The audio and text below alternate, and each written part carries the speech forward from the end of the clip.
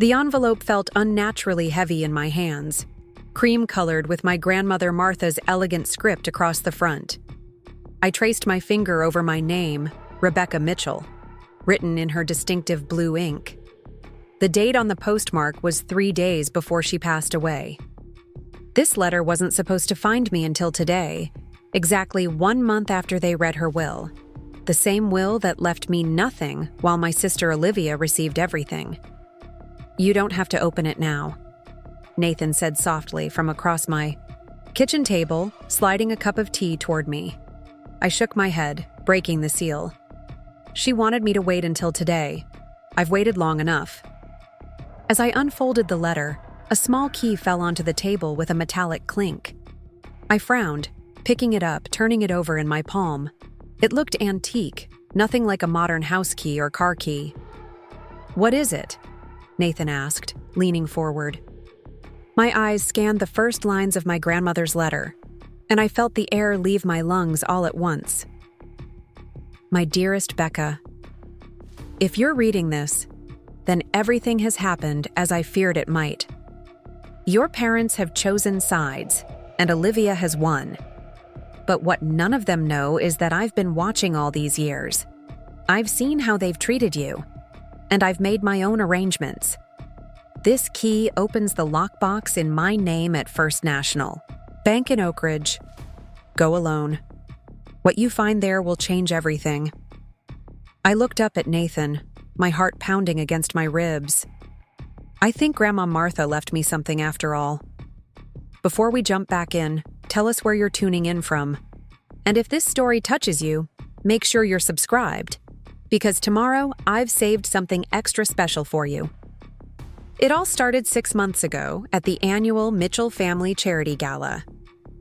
Every year, my parents rented out the grand ballroom at the Oak Ridge Hotel to raise money for local children's charities.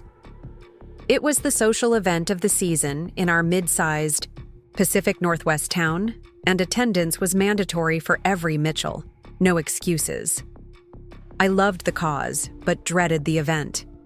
Working as a physical therapist at Oak Ridge Memorial Hospital meant I spent my days in comfortable scrubs helping patients recover from injuries and surgeries. Squeezing into a formal gown and making small talk with my parents' wealthy friends wasn't exactly my idea of a good time. But disappointing my mother, Eleanor Mitchell, was never an option. I arrived early to help set up, as I always did. The ballroom was a flurry of activity. Waitstaff arranging centerpieces, technicians testing the sound system, my father Harold reviewing his speech at the podium. I spotted my mother across the room, elegant in midnight blue, directing the placement of the auction items with military precision. "Rebecca," she called, waving me over without looking up from her clipboard. Not Becca, never Becca. That nickname was reserved for people who actually knew me. "Hi, Mom," I said, kissing her cheek. "The ballroom looks beautiful."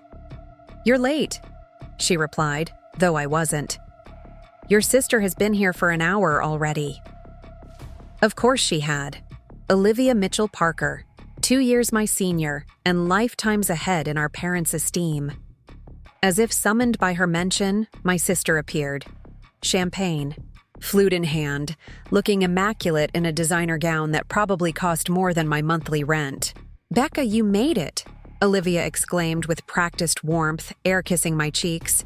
"Love the dress. Is it new?" It wasn't. It was the same dress I'd worn last year, slightly altered to look different enough that my mother wouldn't notice. Olivia knew this, of course. She noticed everything.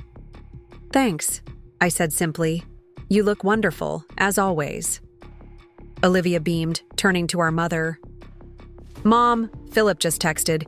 He closed the Henderson account this afternoon. That's $3 million for the firm this quarter alone." My mother's face lit up with pride. Philip Parker, Olivia's husband, had joined our family's insurance business 5 years ago and had quickly become my father's right hand. The fact that he had no experience in insurance before marrying Olivia seemed irrelevant. "Fantastic news," my mother gushed. "Your father will be thrilled." She turned to me. "Rebecca, would you check on the gift bags?" I think some are missing the donation cards. And just like that, I was dismissed, relegated to checking party favors while Olivia was celebrated for her husband's accomplishments. I swallowed the familiar sting and nodded, heading toward the table of gift bags. As I sorted through them, I felt a gentle hand on my shoulder. I turned to find my grandmother, Martha Wilson, standing behind me, elegant in her simple black dress and pearl necklace. "There's my Becca," she said warmly, pulling me into a hug that smelled of gardenia perfume and home. Grandma Martha was my mother's mother, but we couldn't have been more different. While my mother was all sharp edges and impossible standards, Grandma was soft voices and unconditional love. She was the one person in my family who seemed to see me, really see me, for who I was. "How are you, sweet girl?"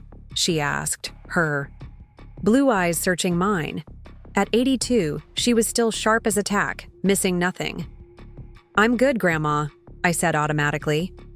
She raised one silver eyebrow. "Try again, with the truth this time." I smiled despite myself. "I'm here. That's about as good as it gets at these things." Grandma nodded, understanding completely. "Your sister seems to be in rare form tonight." "When isn't she?" I sighed, arranging donation cards in gift bags with perhaps more force than necessary. "Have patience," Grandma said cryptically. "Things have a way of balancing out in the end." Before I could ask what she meant, my father's voice boomed over, the sound system welcoming the first guests. Grandma squeezed my hand and went to take her seat at the family table. I finished with the gift bags and made my way to join them, finding my place card, as always, at the furthest edge of the table, while Olivia and Philip were seated right beside our parents. The evening progressed as these events always did. My father gave his speech about the importance of supporting local children's charities. The auction items, mostly donated by my parents' wealthy friends, went for ridiculous sums. Dinner was served, wine flowed freely, and I made polite conversation with the strangers seated around me.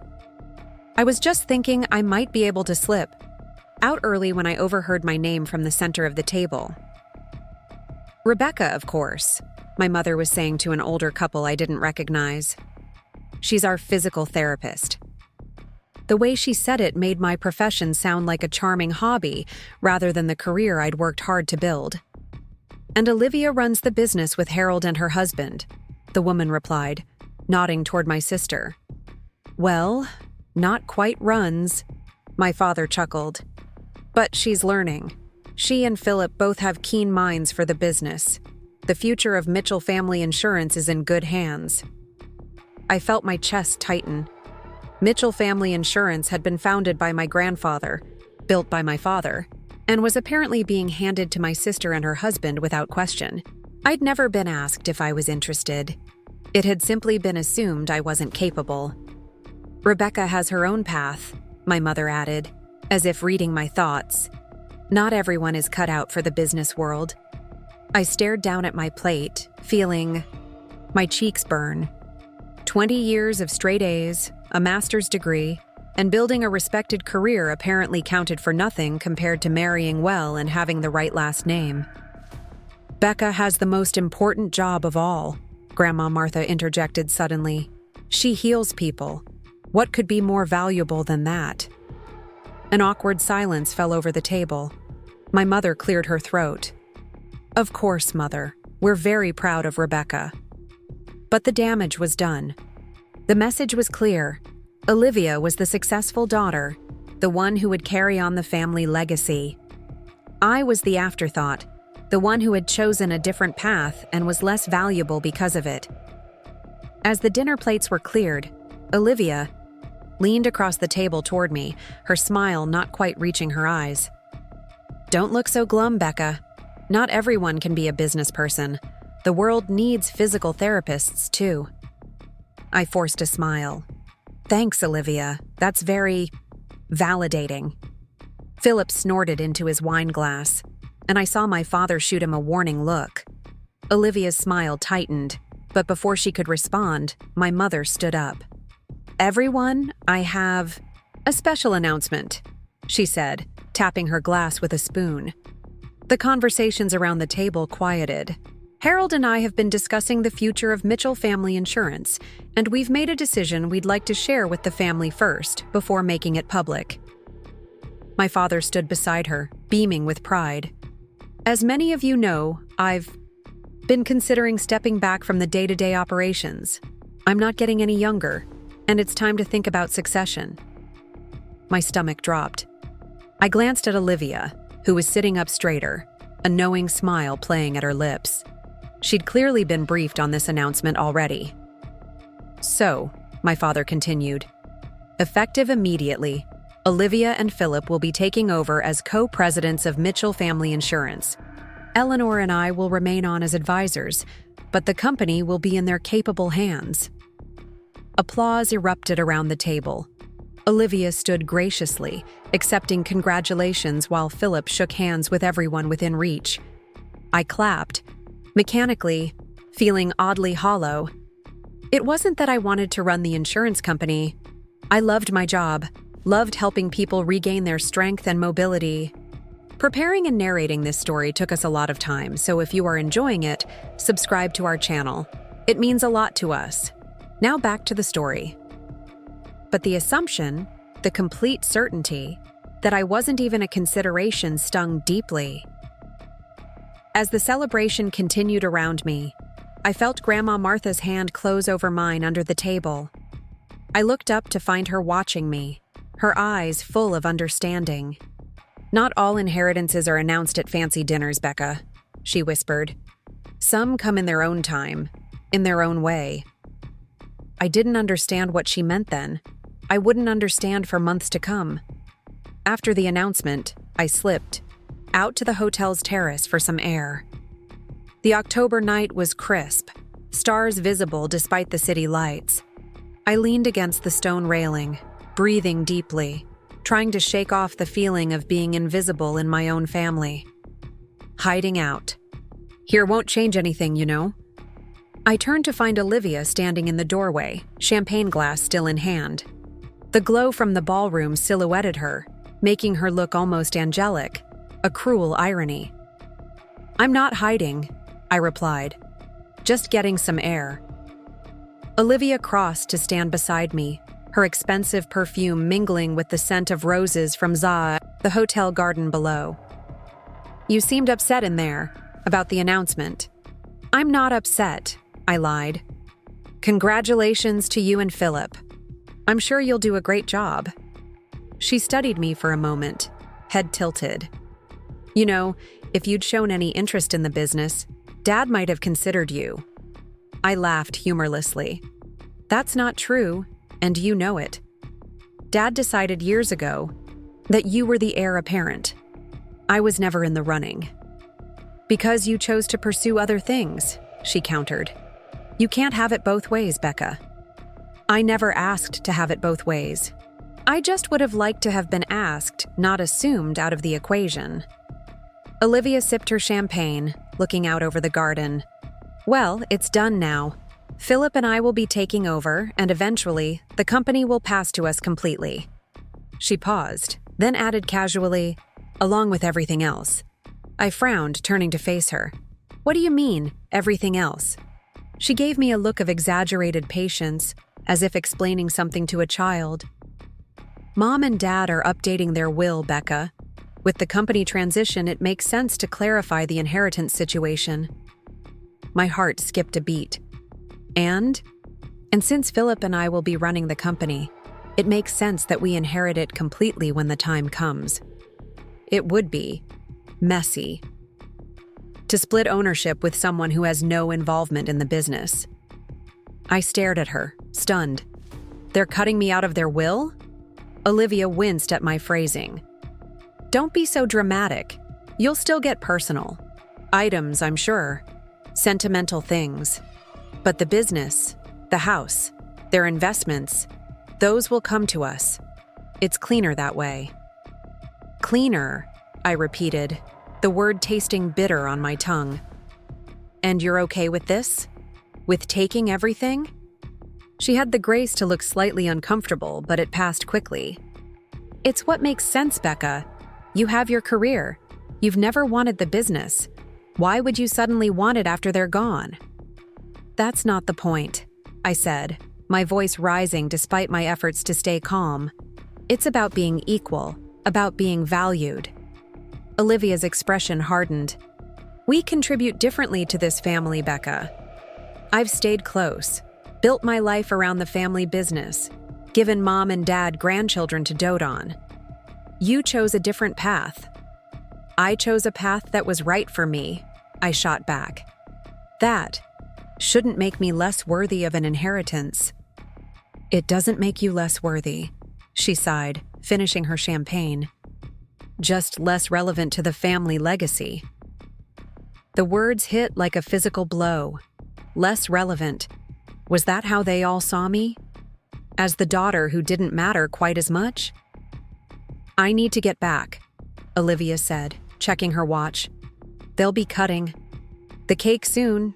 Are you coming? I shook my head, not trusting myself to speak. She hesitated, then reached out to squeeze my arm. Try not to take it personally, Becca. It's just business. But as I watched her walk away, back straight and head high, I knew with absolute certainty that it was anything but just business. It was a message, clear as day. Olivia mattered. I didn't. I stayed on that terrace long after the cake was cut, after the auction winners collected their prizes, after the guests began filtering out into the night. I couldn't face going back inside, couldn't bear to see the proud looks on my parents' faces as they celebrated Olivia and Philip's ascension. It was nearly midnight when Grandma Martha found me, still leaning against the stone railing, now wrapped in my shawl against the increasing chill. I thought I might find you out here, she said, coming to stand beside me. You always did prefer the quiet corners at these events. Did you know? I asked, my voice smaller than I intended. About the will? Grandma's silence was answer. Enough. I nodded, swallowing hard. Your parents think they're being practical, she finally said. They don't see what message they're sending. The message seems pretty clear to me, I replied bitterly. Olivia is the golden child, and I'm an afterthought. Grandma turned to me, her aged hands taking mine. Despite her years, her grip was still strong. Listen to me, Becca. What seems like the end is often just a beginning in disguise. Your parents may think they know best, but they don't see everything. What does that mean? She smiled mysteriously. It means that legacies come in many forms, and not all treasures are listed in legal documents. I frowned, confused by her cryptic words, but before I could press further, the terrace doors opened again. This time it was my father looking irritated. There you are, he said curtly. Your mother has been looking for you. The event is over, and you didn't even say goodbye to half the guests. Sorry, Dad, I said automatically, the apology as reflexive as breathing. I needed some air. He glanced between Grandma and me, his expression softening slightly. Well, it was a successful night. We raised over $100,000 for the Children's Center. That's wonderful, I said sincerely. He nodded, then added, Olivia and Philip made quite an impression on the board members. Everyone is very excited about the new direction for the company. And just like that, we were back to Olivia's triumph. I forced a smile. I'm sure they'll do a fantastic job.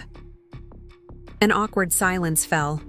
I could see my father wanted to say something else, but was hesitating. Harold, Grandma said pointedly, I believe Eleanor was looking for you as well. Something about thanking the hotel manager. He cleared his throat. Right. Well, don't stay out here too long. It's getting cold. With that, he retreated back inside. Grandma watched him go, then turned back to me with a sigh. Your father loves you, Becca. He just doesn't understand you. No, I agreed. Quietly, he never has. She patted my cheek gently. Give it time. Everything will become clear eventually. As we walked back inside together, I couldn't shake the feeling that Grandma knew something I didn't. Something important. But whatever it was, she wasn't ready to share it yet. What I didn't know then was that Grandma Martha was already ill. The cancer that would take her life 4 months later had already taken root, silently spreading through her body. She must have known her time was limited, even as she stood beside me on that terrace, offering cryptic comfort. I also didn't know that she had been watching the family dynamics for years, seeing what no one else seemed to notice. How I was slowly being edged out of the family circle. How Olivia's needs and desires always took precedence. How my parents had, perhaps unconsciously, designated one daughter as essential and the other as extra. And I certainly didn't know that Grandma Martha, quiet and observant as she'd always been, had made arrangements of her own. Arrangements that would change everything.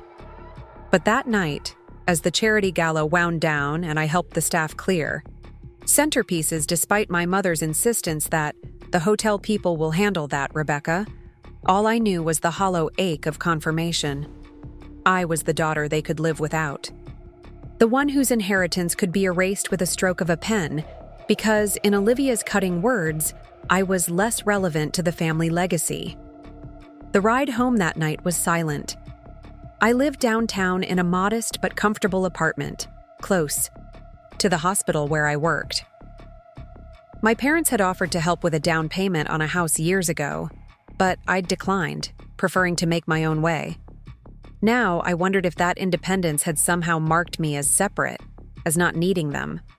Or them not needing me. As I unlocked my apartment door, my phone buzzed with a text. It was from Nathan, my best friend since college days. How was the fancy party? Still wearing shoes, or did you Cinderella out of there? I smiled, despite everything. Nathan always knew how to make me laugh, even on my worst days. I kicked off my heels and collapsed onto my couch before replying, shoes off. Soul crushed. The usual. His response came quickly. Wine and sympathy at my place tomorrow? I'll supply both. You're the best. 7 p.m.? It's a date. Not a real date. A friend date. You know what I mean. I laughed out loud at his awkward clarification. Nathan and I had been strictly platonic for the decade we'd known each other, despite my mother's constant hints that I was letting a good one get away. He was the brother I'd never had, the person who knew me better than anyone. Even better than Grandma Martha. I know exactly what you mean. See you at 7. As I set my phone down, I caught sight of my reflection in the window, still in my evening gown, makeup slightly smudged, looking utterly out of place in my simple apartment. For a moment, I could almost hear Olivia's voice. This is why you don't fit in, Becca. You're playing at being someone you're not. But as I changed into comfortable pajamas and washed the makeup from my face, I realized something. Maybe I didn't fit in with the Mitchells not because I was trying to be someone I wasn't, but because I was refusing to be someone I wasn't. Maybe authenticity, not conformity, was my true rebellion. That night, I slept fitfully, dreaming of family portraits where my image slowly faded until I disappeared completely. I woke with the first light of dawn, Grandma's cryptic words echoing in my mind. Not all inheritances are announced at fancy dinners. Some come in their own time, in their own way. Little did I know how prophetic those words would prove to be. The week after the gala, I tried to push Olivia's words from my mind. I threw myself into my work at the hospital, spending extra time with patients who needed it, volunteering for additional shifts, anything to avoid dwelling on the fact that my parents were systematically writing me out of their legacy. You're overcompensating, Nathan pointed out over coffee in the hospital cafeteria. He worked in the pediatric wing as a child psychologist, which was how we'd met years ago during my rotation there. You always do this when you're upset about family stuff. I'm not overcompensating, I insisted, though we both knew I was lying. I'm just busy. Nathan gave me that look, the one that said he saw right through me but was too kind to call me on it. Have you talked to your parents about what Olivia told you? I sighed, twirling my spoon in my lukewarm coffee. What would be the point? They've made their decision. You don't know that for sure. Maybe Olivia was exaggerating. But even as he said it, we both knew she wasn't. Olivia didn't exaggerate. She calculated. Every word she spoke was measured for maximum impact. If she told me I was being cut out of the will, it was because she wanted me to know. And because it was true. I just need to accept it, I said finally. They've always favored her. This is just the most concrete example yet. Nathan reached across the table, squeezing my hand. That doesn't make it right, Becca. You deserve better. I squeezed back, grateful for his unwavering support. Thanks, but I'm used to it by now. That Sunday, I received a text from my mother. Family dinner tonight, 6 p.m. sharp. Your father wants to discuss some business matters. My stomach dropped. I knew exactly what business matters meant. They were going to tell me about the will change in person. Part of me wanted to make an excuse to avoid the conversation altogether. But a stronger part, the part that still craved their approval despite everything, couldn't say no. I'll be there, I texted back. The Mitchell family home was a stately Victorian in the historic district of Oak Ridge, the house where I'd grown up. As I pulled into the circular driveway, I noticed Olivia's luxury SUV already parked in its usual spot. Of course she had arrived. First. She always did. I sat in my car for a moment, trying to calm the anxiety rising in my chest. Just get through dinner, I whispered to myself. Don't react. Don't give them the satisfaction. My mother answered the door, perfectly coiffed as always, pearls gleaming at her throat. Rebecca, punctual for once, she said, checking her watch. Everyone's in the dining room.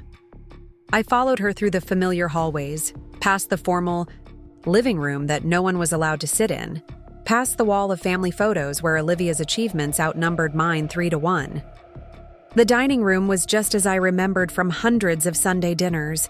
Crystal chandelier casting warm light over the antique mahogany table, family silver polished to a high shine, fine china that had been in the family for generations.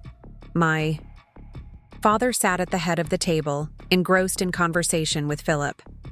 Olivia was arranging flowers in a vase, looking casual yet elegant in designer jeans and a silk blouse. And at the other end of the table sat Grandma Martha, whose face lit up when she saw me. There she is, Grandma said warmly, holding out her arms. I went to her first, bending to hug her tightly. I didn't know you'd be here, Grandma, I said, genuinely pleased. Your mother invited me at the last minute, she replied, a knowing look in her eye. Said there was important family business to discuss. Before I could respond, my father noticed my arrival. Rebecca, he said, standing to kiss my cheek. Good to see you. Hi, Dad, I replied, taking my usual seat beside Grandma. You wanted to discuss something? He exchanged glances with my mother, who was now bringing serving dishes to the table. After dinner, he said firmly. Let's enjoy the meal first.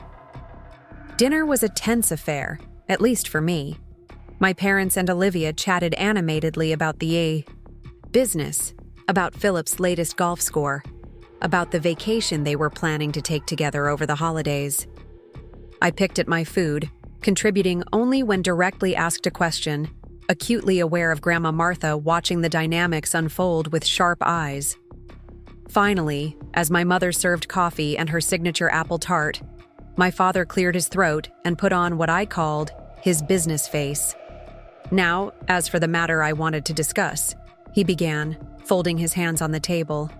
As you know, Olivia and Philip have officially taken over as co-presidents of Mitchell Family Insurance. I nodded stiffly, remembering the announcement at the gala all too clearly. With this transition, he continued, your mother and I have been updating our estate plan. It's important that our wishes for the future of the company and our assets are clearly documented. I could feel Olivia's eyes on me, watching for my reaction. I kept my face carefully neutral, though my heart was racing. We've decided that the most sensible approach is to leave the company shares and the bulk of our estate to Olivia and Philip, as they will be carrying on the business and the Mitchell name. There it was. The confirmation of what Olivia had already told me, delivered in my father's practical, matter-of-fact tone, as if he were discussing the weather rather than telling me I had been deemed unworthy of my inheritance. "I see," I said, quietly, my voice steadier than I expected. "It's not that we don't value your work, Rebecca," my mother added quickly. "Your therapy practice is nice, but it's not part of the family legacy." "Physical therapy," I corrected automatically. "I'm not a therapist, Mom. I'm a doctor of physical therapy." She waved her hand dismissively. "You know what I mean."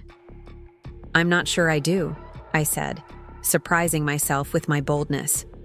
"Are you saying that because I chose a career helping people recover from injuries rather than selling insurance policies, I don't deserve an equal share of your estate?"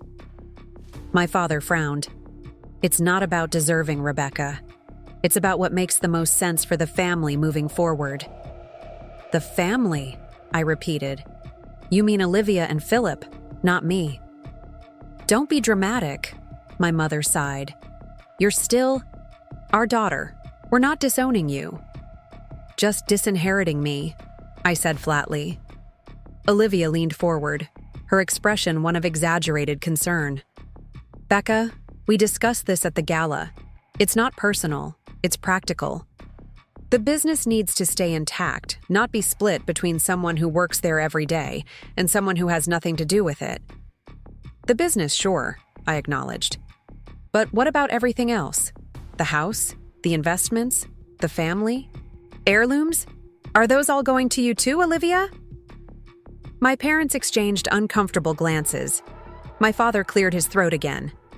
"As I said, the bulk of the estate will pass to Olivia and Philip.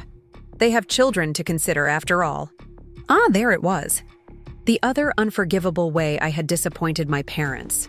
By not providing grandchildren. Never mind that I was only 34, that I had focused on building my career, that I hadn't found the right partner yet. In the Mitchell family hierarchy, Olivia's 2 children were yet another way she had proven her superior value.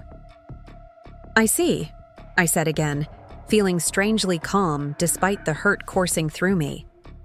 "So because I chose a different career and don't have children yet, I'm essentially being erased from the family legacy." "Now you're just being silly," my mother snapped. "No one is erasing you." "Aren't you?" I challenged, looking from her to my father. "You're literally writing me out of your will." My father's expression hardened. "Rebecca, this decision wasn't made lightly, but Mitchell family insurance has been passed down for generations. It needs to stay in the hands of those committed to its future." "And you never showed any interest," Olivia added, her tone suggesting she was being helpful rather than twisting the knife. "You were always too busy with your schooling, your patients. The business would have been a burden to you." "You never asked," I said quietly. "Not once did either of you ask if I wanted to be involved in the business. You just assumed I didn't." "Well, did you?" my father demanded. I hesitated. Did I want to work in insurance? No, not particularly. I loved my work, loved helping people regain their strength and mobility. But that wasn't the point. "That's what I thought," my father said, taking my hesitation as confirmation. "This is what's best for everyone, Rebecca. Olivia and Philip will ensure the Mitchell legacy continues." I looked at Olivia, sitting there with her perfect life, her perfect children, her perfect place in our parents' hearts. Always the favored one, always the golden child, and now, officially the sole heir to everything our family had built. "You never even considered splitting it, did you?" I asked, the realization dawning on me. "Even a token share for me. It was all or nothing and Olivia gets all." My mother sighed dramatically. Rebecca, please, we've made our decision. It's done. Something inside me snapped. All the years of being second best, of trying to earn their approval, of making excuses for their favoritism, it all came rushing to the surface. You know what? I said, standing up from the table. You're right. It is done. I'm done pretending this is a normal family dynamic. I'm done being treated like I matter less because I chose my own path. I'm done. My mother looked scandalized. Rebecca, sit down this instant. You're making a scene. Am I? I laughed, a hollow sound that surprised even me. Heaven forbid. I'd disrupt the perfect Mitchell family dinner by pointing out that you're blatantly favoring one child over the other. My father stood now too, his face flushing with anger. That's enough, Rebecca. You're acting like a child. No, Dad, I said firmly. For the first time, I'm acting like an adult who refuses to be treated as less than. Enjoy your family legacy. I won't be part of it anymore. I turned to leave, but Olivia's voice stopped me. Becca, don't be ridiculous. Where are you going? We haven't even had dessert. The absurdity of her concern about dessert in the middle of this family implosion nearly made me laugh again. I've lost my appetite, Olivia. Congratulations on your inheritance. I hope it's worth it. As I walked toward the door, I felt a hand on my arm. I turned to find Grandma Martha beside me, her eyes fierce despite her frail frame. I'm coming. With you, she said, loud enough for everyone to hear. Mother, don't be absurd, my mother protested. Rebecca is just having one of her moments. She'll calm down. Grandma fixed my mother with a stern look. Eleanor, I raised you better than this. I'm deeply disappointed in you and Harold both. My mother paled. Grandma Martha rarely criticized her directly, and never in front of others. Mother, please, this is a family matter. Yes, it is, Grandma agreed. And I'm family. But I won't sit here and watch you discard one daughter for the other. It's shameful. Without another word, she took my arm, and together we walked out of the dining room, through the hallway, and out the front door. Neither of us looked back. We sat in my car for a long moment, neither speaking. I was too shocked by my own outburst, by Grandma's unexpected support, by the finality of what had just happened. I'm proud of you, Becca, Grandma finally said, patting my hand. It's about time you stood up for yourself. I don't know what came over me, I admitted, still trembling. Slightly. I've never spoken to them like that before. It's called self-respect, she replied simply, and it's long overdue. I started the car, hands still shaking. Where can I take you, Grandma? Back to your place? She nodded. That would be lovely, and perhaps you could stay for tea. I think we have much to discuss.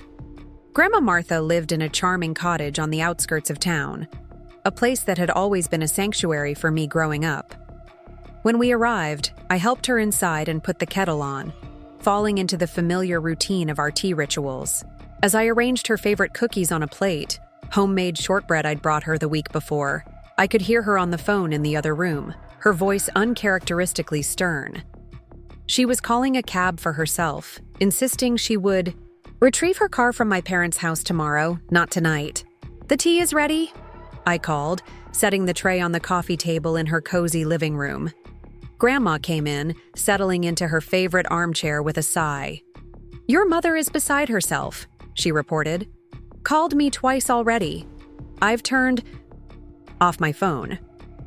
I smiled despite everything. Grandma Martha, at 82, was the only person who could render my mother speechless. You didn't have to leave with me, I said, pouring her tea exactly as she liked it. 2 sugars, splash of milk. I know these family dinners are important to you. Not as important as you are, she replied firmly. Besides, I couldn't stomach another minute of that farce. I handed her the teacup, our fingers brushing. Hers were so thin now, the skin like tissue paper over blue veins. I suddenly realized how fragile she looked, how the vibrant woman who had always been my champion was slowly fading. "What did you mean?" I asked gently. "When you said we have much to discuss." Grandma sipped her tea thoughtfully, then set the cup down. "Becca, I need to tell you something.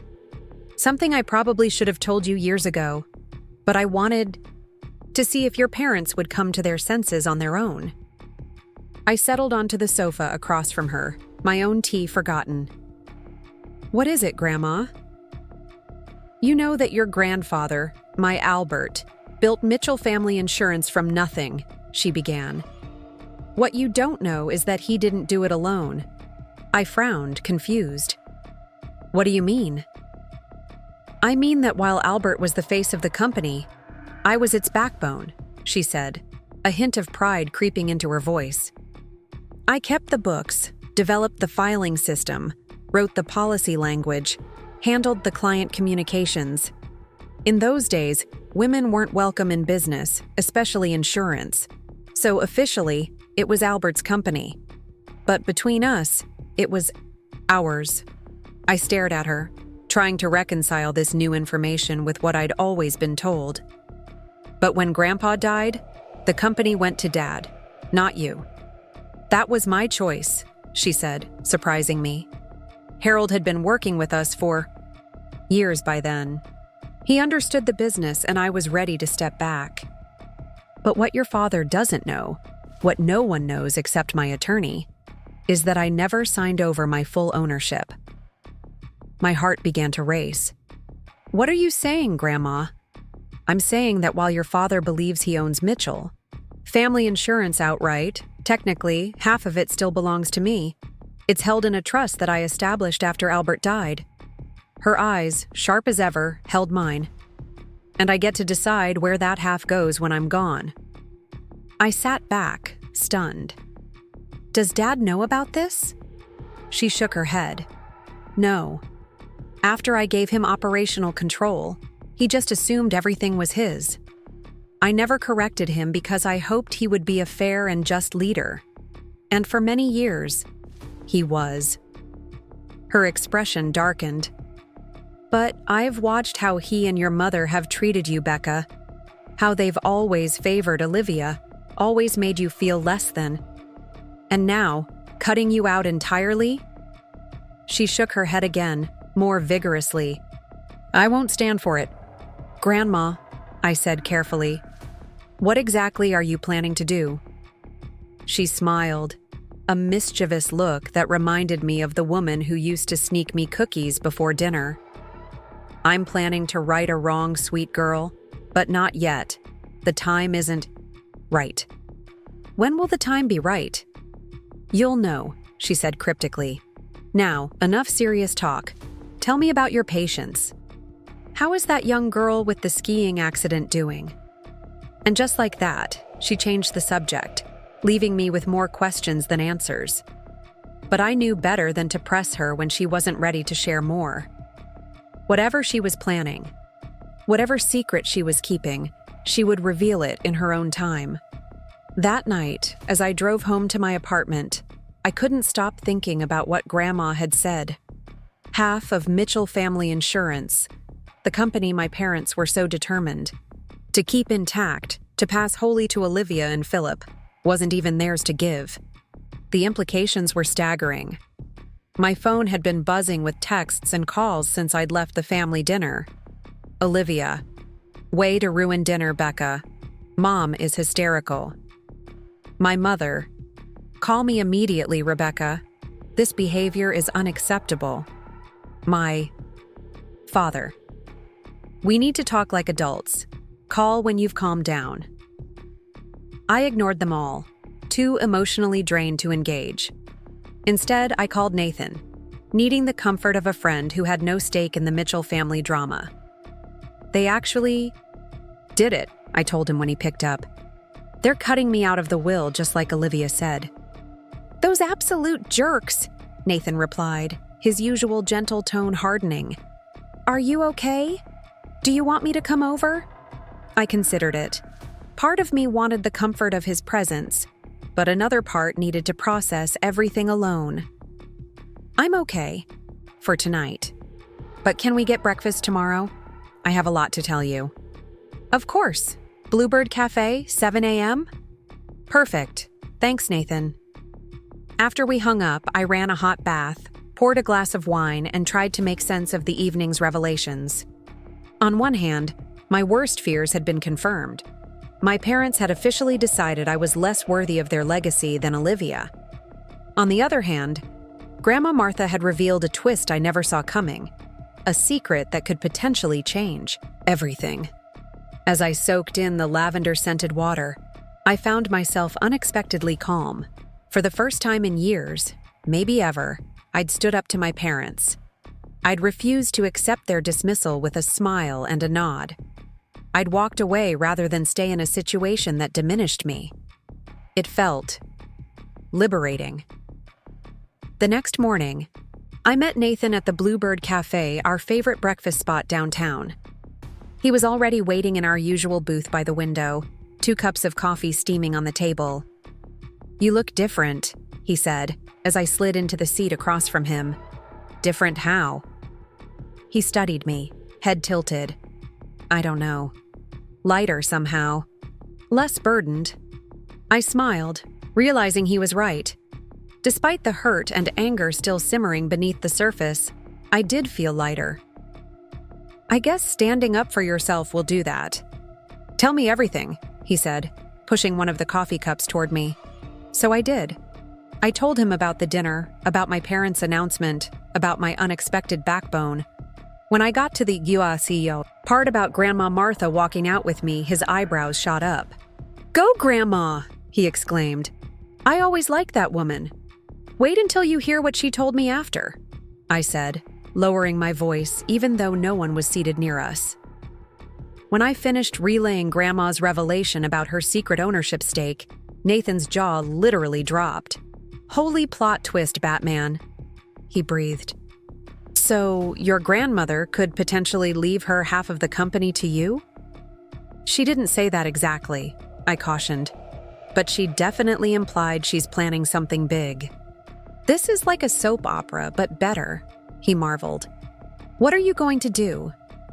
I sighed, stirring my cooling coffee. "Nothing, for now. Grandma obviously has a plan, and I trust her. In the meantime, I guess I just live my life." "And your parents, Olivia? Are you going to keep ignoring their calls?" "Not forever," I admitted. "But I need some space. I need to figure out how to interact with them now that everything's out in the open. Now that I know exactly where I stand." Nathan reached across the table, squeezing my hand. "For what it's worth, I think you handled it perfectly. You stood your ground without stooping to their level. I'm proud of you, Becca." His words warmed me, reminding me that family isn't always about blood. Sometimes it's about who truly sees you, values you, supports you without conditions or comparisons. "Thanks," I said, squeezing back. "Couldn't have done it without you." "Sure you could have," he countered, "but I'm glad you didn't have to." Over the next few weeks, my relationship with my parents entered a strange new phase. After ignoring their calls and texts for 3 days, I finally sent a brief message to my father. "I need some time. I'll reach out when I'm ready to talk." To my surprise, he respected this boundary. My mother, less so. She continued sending messages alternating between guilt trips, "You're breaking my heart, Rebecca," and demands, "This childish silent treatment needs to stop." Olivia texted exactly once more. "Whatever Grandma told you, don't get your hopes up. The will is finalized." I wondered what she meant by that. Had she somehow learned about Grandma's secret ownership? Or was she just trying to ensure I didn't challenge the will my parents had created? Either way, I didn't respond. Instead, I focused on my work, on my friends, on building a life that had nothing to do with Mitchell Family Insurance or my place in the family hierarchy. For the first time since I could remember, I wasn't constantly seeking my parents' approval or competing with Olivia's perfection. It was peaceful. The only family member I stayed in regular contact with was Grandma Martha. I visited her, cottage twice a week, bringing dinner or groceries, helping with chores. Her arthritic hands made difficult. We never spoke directly about that night's revelations again, though occasionally she would make cryptic comments about things falling into place or justice being served in due time. I didn't push for details. Whatever Grandma was planning, I trusted her timing, her wisdom.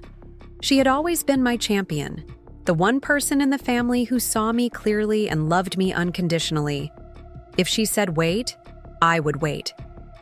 Then came the call I had been dreading but expecting. It was a Tuesday evening, nearly a month after the disastrous family dinner. I was just finishing up with my last patient of the day when my phone rang. My mother's number. I almost didn't answer. But something, intuition perhaps, told me I should. Hello? Rebecca? My mother's voice was tight, controlled, but I could hear the strain beneath it. It's your grandmother. She's in the hospital. My heart dropped. What happened? She collapsed at home. The neighbor found her and called an ambulance. A pause, then softer. It's cancer, Rebecca. Stage 4. She's been hiding it from all of us. The room seemed to tilt around me. Cancer. Grandma Martha was sick, dying possibly, and she hadn't told me. All those visits, all those tea times, and she had been carrying this secret alone. Which hospital? I asked, already grabbing my purse, my keys. Oak Ridge Memorial, 5th floor. Another pause. She's asking for you, Rebecca. Only you. The emphasis on only wasn't lost on me. Grandma was at death's door, and still she was choosing me over the others. It should have felt vindicating, but all I felt was an overwhelming sadness.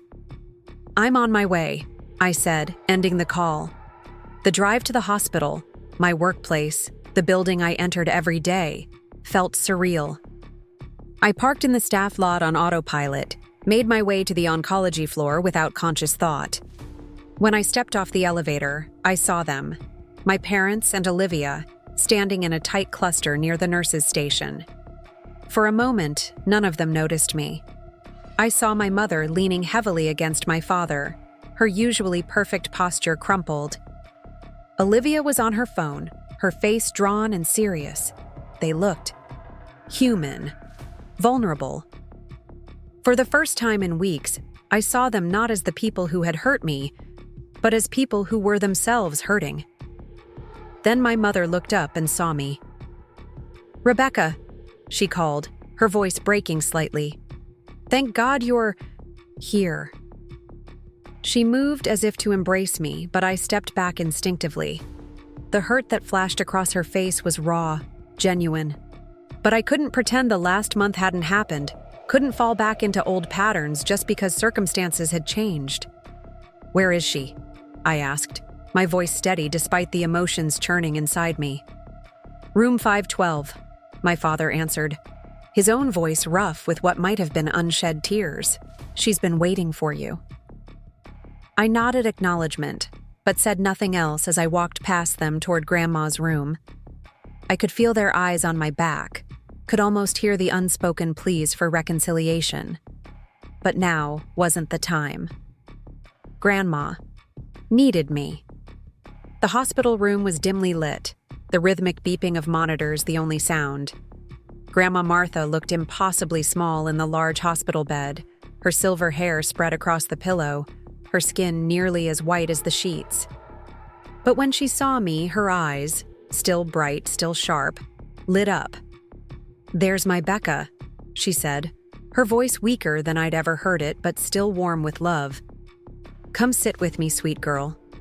I crossed to her side, taking her frail hand in mine, trying to hold back the tears that threatened to fall. Why didn't you tell me, Grandma? She squeezed my hand with surprising strength. Because you would have worried. And I needed you focused, clear-headed. For what? She smiled, a shadow of her usual mischievous grin. For what comes next, Becca? For the legacy I'm about to leave you." In that moment, looking into her fading but still determined eyes, I realized that Grandma Martha had known she was dying all along. When she walked out of that family dinner with me, when she revealed the truth about her ownership of Mitchell Family Insurance, when she hinted at plans in motion, she had known her time was limited. She had been preparing me, preparing everything. "I don't care about the legacy, Grandma," I said truthfully, tears finally spilling over. "I care about you."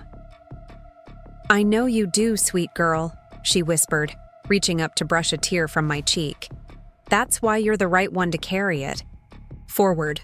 And with those cryptic words hanging between us, she closed her eyes, falling into what appeared to be a peaceful sleep.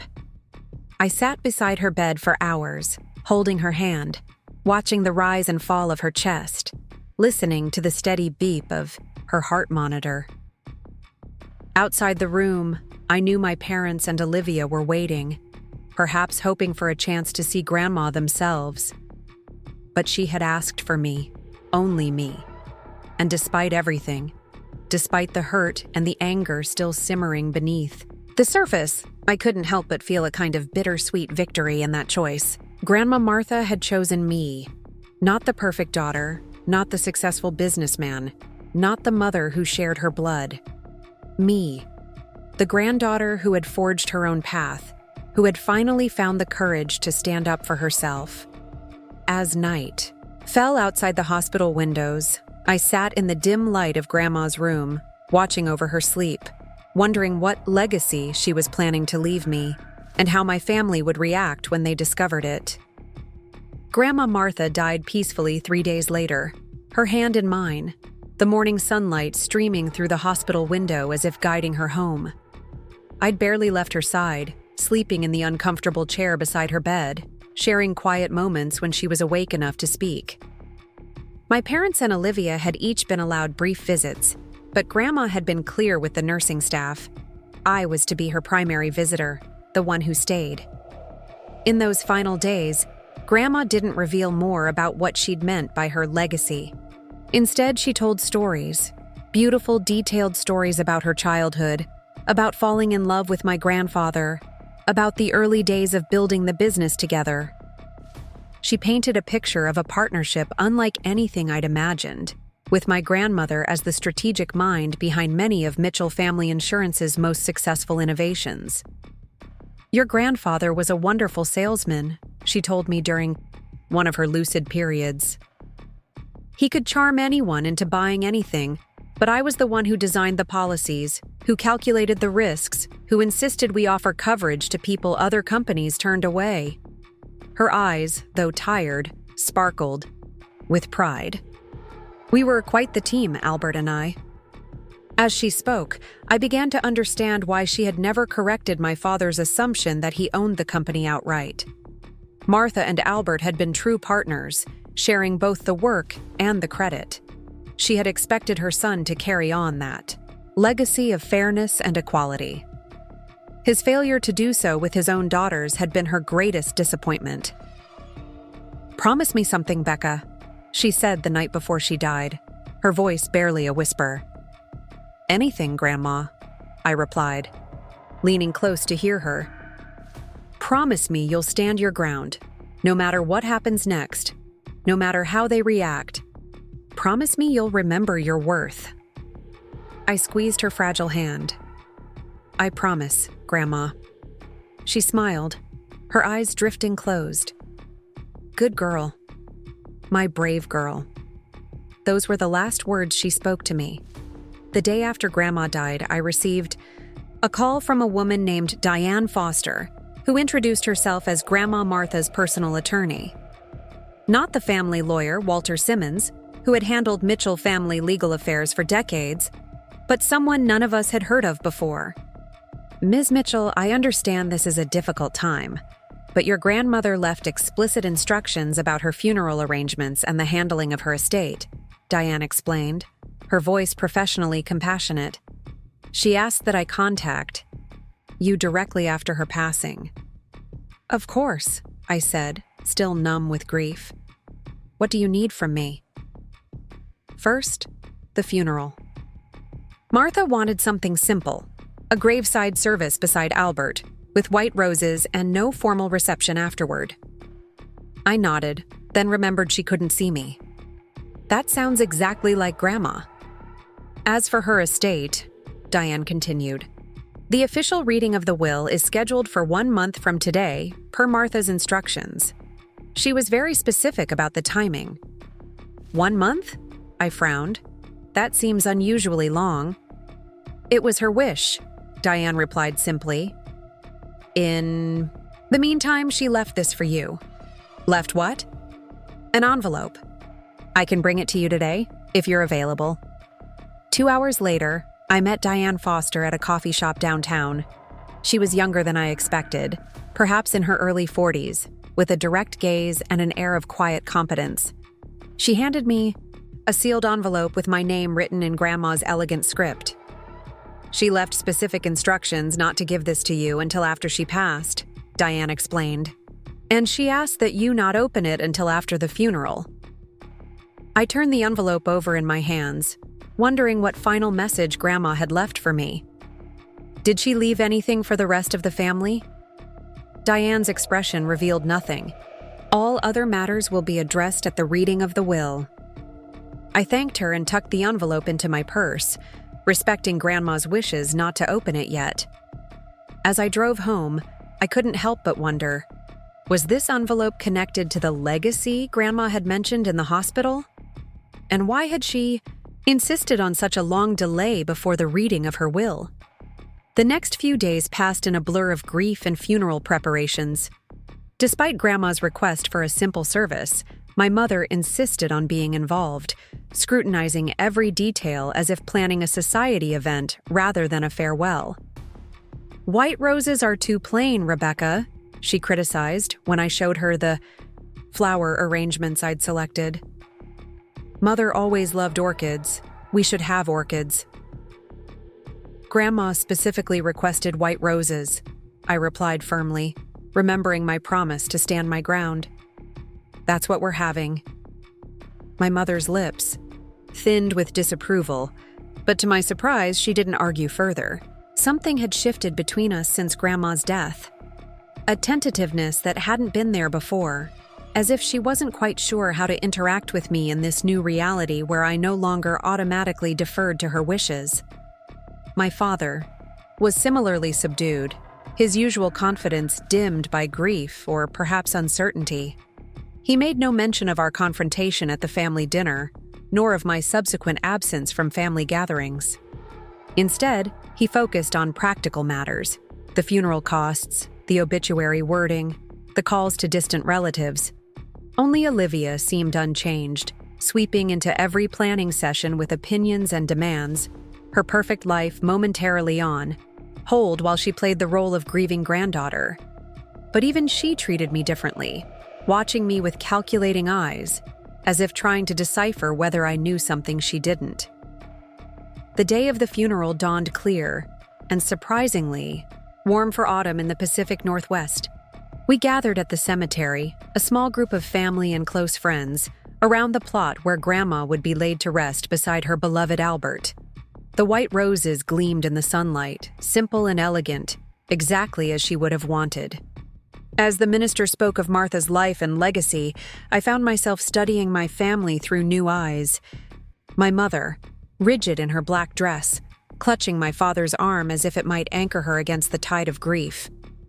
My father, his face a mask of composure that couldn't quite hide the confusion in his eyes. The look of a man who had just realized he'd never really known his own mother. And Olivia, standing slightly apart with Philip, her expression appropriate but her eyes constantly darting to me, to our parents, to Diane Foster, who stood quietly at the back of the gathering. When the service ended, people began to drift away, respecting Grandma's wish for no reception. My mother approached me, hesitating slightly before speaking. "The roses are beautiful, Rebecca," she admitted, surprising me. "You were right. This is what Mother would have wanted." For a moment, I glimpsed something unfamiliar in her eyes, vulnerability, perhaps even regret. But before I could respond, Olivia joined us. "So, Rebecca," she said, her tone casual but her eyes sharp. "Any idea why Grandma had a secret lawyer none of us knew about?" I shrugged. Grandma was entitled to her privacy. Olivia hummed skeptically. "And I suppose she was just being private about the rather lengthy conversation you two had at the hospital. The one none of us were allowed to join?" "Olivia," our father warned, joining our small circle. "This is hardly the time or place." She ignored him, her gaze fixed on me. "I'm just curious what Grandma was so eager to tell Becca that she couldn't share with the rest of us." "She was dying, Olivia," I said flatly. "She talked about her life, her memories with Grandpa. It wasn't some conspiracy." "Of course not," Olivia replied with a tight smile. "I'm sure it was all very innocent, just like that envelope her lawyer gave you." I stiffened. "Have you been watching me?" "Small town," she shrugged. "People talk, especially when they see the granddaughter of Martha Wilson meeting with an unknown attorney days after her grandmother's death." My father frowned. "What envelope, Rebecca?" Before I could answer, Diane Foster approached our group, her professional demeanor unwavering even in the emotionally charged atmosphere. "Mr. and Mrs. Mitchell, Ms. Mitchell Parker," she nodded to each of my family members before turning to me. "Ms. Mitchell, if I could have a word?" "Of course," I said, relieved at the interruption. "I just wanted to confirm that you all have the date for the reading of Martha's will," Diane said, addressing the entire family, but somehow making it clear her primary concern was for me. 1 month from today, at my office, Martha was very specific about the timing and location. "Why not use our family attorney?" my father asked, not quite able to keep the annoyance from his voice. "Walter Simmons has handled the Mitchell legal affairs for decades." "That was Martha's choice, Mr. Mitchell," Diane replied smoothly. "I've been her personal attorney for the past 5 years." "5 years?"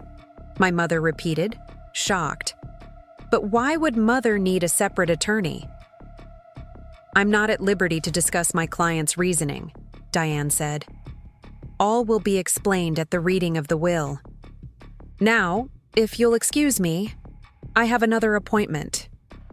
Ms. Mitchell," she turned to me, "please remember what we discussed." With that cryptic reminder, which I knew referred to not opening the envelope until after the funeral, she walked away, leaving my family staring after her in confused silence. "What exactly is going on, Rebecca?" my father finally asked, his tone hardening. "What has your grandmother been planning with this stranger?" I met his gaze steadily. "I don't know any more than you do, Dad. Grandma was entitled to her privacy and her choice of attorney." "But the envelope," Olivia began, "is private," I cut her off, "between Grandma and me." Without waiting for their response, I turned and walked to my car, feeling their eyes boring into my back, but not caring. For once in my life, I didn't feel compelled to explain myself, to apologize for having something they didn't. Whatever was in that envelope was meant for me alone, and I intended to honor Grandma's wishes. Back at my apartment, with the funeral finished and a strange, hollow quiet settling around me, I finally allowed myself to open the envelope. Inside was a single sheet of Grandma's personal stationery, her elegant handwriting flowing across. The page, "My dearest Becca." If you're reading this, then I have passed on, and the first phase of our plan is complete. I know you have questions, so many questions, and I wish I could be there to answer them all. But time, it seems, was not on my side. The key I left you in my previous letter is the next step. As I explained, it opens a lockbox at First National Bank in Oak Ridge. Inside, you'll find documents that will help you understand everything I've set in motion for you. But listen carefully, Becca. Do not go to the bank until the day before the reading of my will. This timing is crucial. The reading is scheduled for 1 month after my funeral, specifically to give certain other events time to unfold. I know this all sounds mysterious, and perhaps a bit dramatic for an old woman. But I've spent years watching how your parents and sister have treated you. The subtle dismissals, the blatant favoritism, the gradual erosion of your rightful place in the family. When they made the decision to cut you out of their will entirely, it was the final straw. No one expected me to live so long, Becca. No one thought to question why I never signed over my full ownership of the company to your father. Their assumptions have become their vulnerability and your opportunity. Be strong, my sweet girl. Stand your ground, just as you promised me. The Mitchell family legacy is about to be redefined, and you, my darling granddaughter, will be the one to do it. All my love, Grandma Martha P.S. Don't tell anyone about the lockbox or its contents until the reading of the will. Not even Nathan, as much as you trust him. Some secrets must remain secret until the right moment. I read the letter 3 times, my hands trembling slightly as the implications of Grandma's words sank in. She had been planning this for years, this redefinition of the family legacy, and somehow I was central to that plan. The reference to Nathan startled me. How had Grandma known I would consider confiding in him? Had she been watching more closely than I realized, noticing the friendship that had sustained me through years of family disappointments? I folded the letter carefully and tucked it into my jewelry box, hidden beneath the few family heirlooms Grandma had given me over the years. Then I took out my phone and checked the calendar. 29 days until the reading of the will. 28 days until I could open the lockbox and discover what Grandma had left for me there. The waiting would be excruciating. The following weeks were a strange limbo. I returned to work, finding comfort in the routine of helping my patients regain their strength and mobility. I avoided family gatherings, using my grief as a convenient excuse. When my mother called, I kept our conversations brief and superficial. When my father texted about getting together to clear the air, I politely deferred, claiming a busy schedule. Only Olivia was persistent, showing up at my apartment unannounced one evening 2 weeks after the funeral. "We need to talk, Becca," she said when I opened the door, pushing past me without waiting for an invitation. "Please come in," I muttered sarcastically, closing the door behind her. Olivia surveyed my modest living room with the same slightly condescending eye she always had, as if my choice to live within my means rather than accepting parental subsidies was quaint but misguided. "You've been avoiding us," she stated, turning to face me. "I've been grieving," I corrected. "We're all grieving," she countered. "But the rest of us are doing it together as a family. You're isolating yourself." "Maybe I need space," Olivia sighed, dropping her designer handbag onto my couch and sitting beside it. "Look, Becca, I know things got heated at that dinner. Things were said, feelings were hurt, but we're family. We need to move past it." I crossed my arms, studying my sister's face. Was this genuine concern, or was she fishing for information about Grandma's mysterious envelope? "What exactly do you want, Olivia?" I asked directly. She met my gaze, her expression unreadable. "I want to understand what's going on with you, with Grandma's secret lawyer, with this whole situation." "What situation would that be?" "Don't play dumb, Becca," she snapped, her facade of sisterly concern cracking slightly.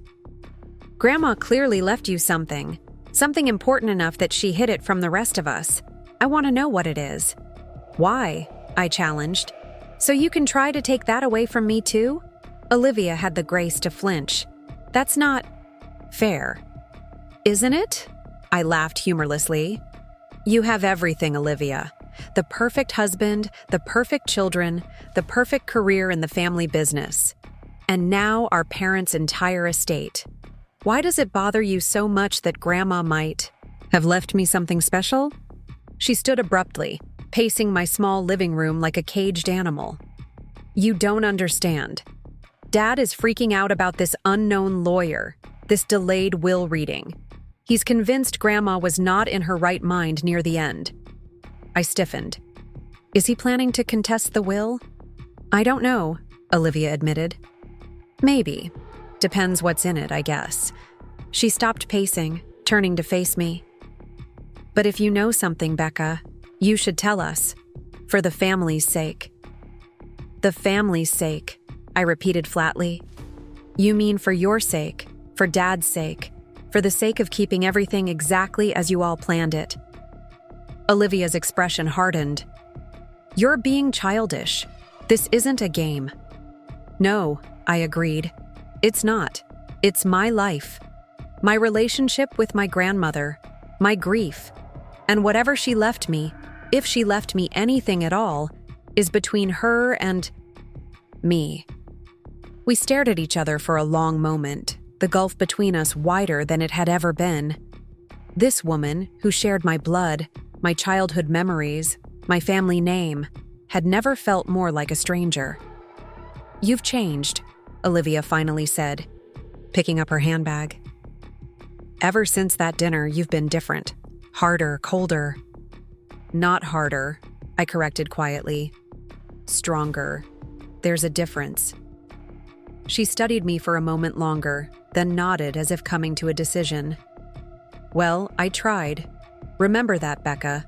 When all this blows up in your face, remember that I tried. To help you. Is that a threat? I asked, holding the door open for her. Olivia sighed dramatically. It's a warning. From someone who knows how Dad reacts when he feels betrayed. After she left, I sank onto my couch, my heart racing. Olivia's visit had confirmed what I'd suspected. My family was worried about what Grandma might have done, what secrets might be revealed at the reading of her will. They were preparing for battle.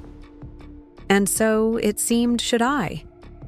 The next day, I called in sick to work, something I never did, and drove to Pine Lake, where Grandma's lakeside cabin stood on several acres of pristine woodland. The property had been her retreat, her sanctuary, away from family expectations and social obligations. She had often invited me there during my childhood and teen years, teaching me to fish, to identify local plants, to simply sit in silence and appreciate the beauty of nature. Now, as I pulled into the gravel driveway, memories flooded back.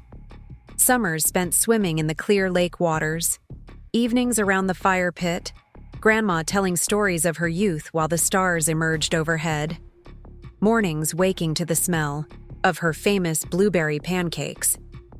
This place had always felt more like home than the Grand Victorian where I'd grown up. Here, I had never been compared to Olivia, never found wanting. Here, I had simply been Becca, Grandma's beloved granddaughter. I used the key Grandma had given me years ago to unlock the cabin door. Inside, everything was just as I remembered. Rustic but comfortable furnishings, walls lined with bookshelves, large windows framing the spectacular lake view. A thin layer of dust covered every surface. No one had been here since Grandma's last visit, probably months ago. I moved through the cabin slowly, running my fingers over the familiar objects, Grandma's collection of antique fishing lures, the handmade quilts she'd created over the years, the faded photographs of family, gatherings where she stood smiling beside my grandfather, looking so much younger but with the same sharp intelligence in her eyes. In her bedroom, I found her jewelry box on the dresser. Unlike my mother's extensive collection of expensive pieces, Grandma's jewelry had been modest but meaningful. Her wedding ring, a locket containing a picture of my grandfather, a string of real pearls he had given her on their 25th anniversary. Beside the jewelry box lay her reading glasses and a stack of books, mysteries, her favorite genre. On the nightstand was a framed photo of her and me, taken at my college graduation. I picked it up, studying our smiling faces. Even then, she had been planning, watching. waiting for the right moment to ensure I received the legacy she believed I deserved. I spent hours at the cabin, cleaning away dust, opening windows to air out the rooms, making the place feel lived in again. It was therapeutic, this physical labor. With each swipe of the dust cloth, each fresh breeze through the open windows, I felt closer to Grandma, more connected to her plan. When the sun began to set, casting golden light across the lake, I sat on the porch swing with a cup of tea, wondering what would happen next. In just 2 weeks, I would visit the bank and open the lockbox. One day after that, we would all gather for the reading of Grandma's will. And then what? Would my father contest the will, as Olivia had suggested he might? Would this mysterious redefinition of the family legacy tear us apart completely? And was I ready for whatever role Grandma had cast me in? As darkness fell over the lake, I realized something important. I was no longer afraid of the answers. Whatever Grandma had planned, whatever battles lay ahead, I would face them with the strength she had always seen in me, the strength I was finally beginning to recognize in myself. The next morning, I returned to Oak Ridge with a renewed sense of purpose. I threw myself back into work, finding solace in the tangible results of helping patients heal. I declined invitations to family dinners, choosing instead to spend evenings with Nathan or other friends who appreciated me for who I was, not who they wanted me to be. When my father called, his voice tight with barely contained frustration, I remained polite but firm. "I'll see you at the reading of Grandma's will, Dad. Until then, I think it's best if we all have some space to grieve in our own ways." "Rebecca," he said, an edge of warning in his tone. "Whatever your grandmother may have told you, whatever she may have promised you, you should know that I'm prepared to challenge any decisions she made while she wasn't thinking clearly." "Grandma was thinking perfectly clearly right until the end," I replied, keeping my voice even. "But you're entitled to your opinion, Dad. And your legal options." The coolness of my response clearly surprised him. There was a long pause before he spoke again. "This isn't like you, Rebecca. You've never been confrontational." "Maybe you never really knew me, Dad," I suggested, gently. "Maybe you were too busy looking at Olivia to see me clearly." Another silence, longer this time. When he finally responded, his voice had lost some of its hardness. "I'll see you at the will reading, Rebecca." The days continued to pass, each one bringing me closer to the answers Grandma had promised. I found myself studying my reflection. In the mirror each morning, noting subtle changes. Shoulders held straighter, chin lifted higher, eyes more direct. The physical manifestation of my evolving self-image. I was no longer the overlooked daughter, the one who accepted less because she believed she deserved less. I was becoming someone new, or perhaps I was finally becoming who I had always been, beneath the weight of family expectations and comparisons. Nathan noticed the change during our weekly dinner at his apartment. "There's something different about you lately," he observed, passing me a glass of wine as we sat on his balcony overlooking the river. "Ever since the funeral, it's like you're, I don't know, more present somehow." I smiled, watching the sunset paint the water with streaks of gold and crimson. "I think I'm just more myself." He nodded thoughtfully. "Makes sense. Losing someone you love has a way of clarifying what matters." "It's not just losing Grandma," I admitted. "It's what came before. Standing up to my parents at that dinner. Walking away instead of accepting their terms. For the first time in my life, I put myself first." "And how does it feel?" Nathan asked, his kind eyes studying my face. I considered the question, swirling the wine in my glass. "Terrifying," I said honestly, "and absolutely right." He raised his glass in a toast. To being absolutely right. I clinked my glass against his, grateful for this friendship that had sustained me through years of family dysfunction. "To being absolutely right," I echoed. As the day of the lockbox visit approached, My curiosity became almost unbearable. What documents had Grandma left for me? What secrets would they reveal? And how would they change the dynamics of the Mitchell family forever? The night before my scheduled bank visit, I could barely sleep. I paced my apartment, rereading Grandma's letter, trying to decipher clues in her careful wording. Certain other events time to unfold, she had written. What events? Had she set something in motion beyond the will, beyond the lockbox? Morning couldn't come soon enough. As the first light of dawn filtered through my bedroom curtains, I finally gave up on sleep. I showered, dressed with particular care in a professional outfit that made me feel confident, and made my way to First National Bank as soon as their doors opened. The bank manager, a middle-aged woman with a kind smile, escorted me to the vault area herself when I presented Grandma's key. Mrs. Wilson was a valued customer for many years, she explained as we walked. She asked that I personally assist you when you came for the lockbox. Another piece of Grandma's careful planning, it seemed. The manager led me to a private room where I could examine the contents of the lockbox undisturbed. "Take as much time as you need, Ms. Mitchell," she said, closing the door behind her. Alone with the metal box Grandma had prepared for me, I took a deep breath and inserted the key. The lock turned with a satisfying click, and I lifted the lid to find a stack of documents nestled inside, along with a smaller envelope with my name on it. I opened the envelope first, finding another note in Grandma's handwriting. Becca, the documents before you tell a story, the true story of Mitchell Family Insurance, and your rightful place in its legacy. Read them carefully, understand them fully. Then, and only then, will you be prepared for tomorrow's meeting. Remember what I told you in the hospital. This is your legacy. Not just financial, but moral. A chance to right the wrongs that have been perpetuated for too long. Be strong, be fair, be the woman I've always known you to be. With all my love and faith in you, Grandma Martha. With trembling hands, I set aside the note and turned to the documents. The first was a legal agreement dated 50 years earlier, co-signed by Martha and Albert Wilson, establishing their equal ownership of Mitchell Family Insurance, despite the company being registered solely in Albert's name.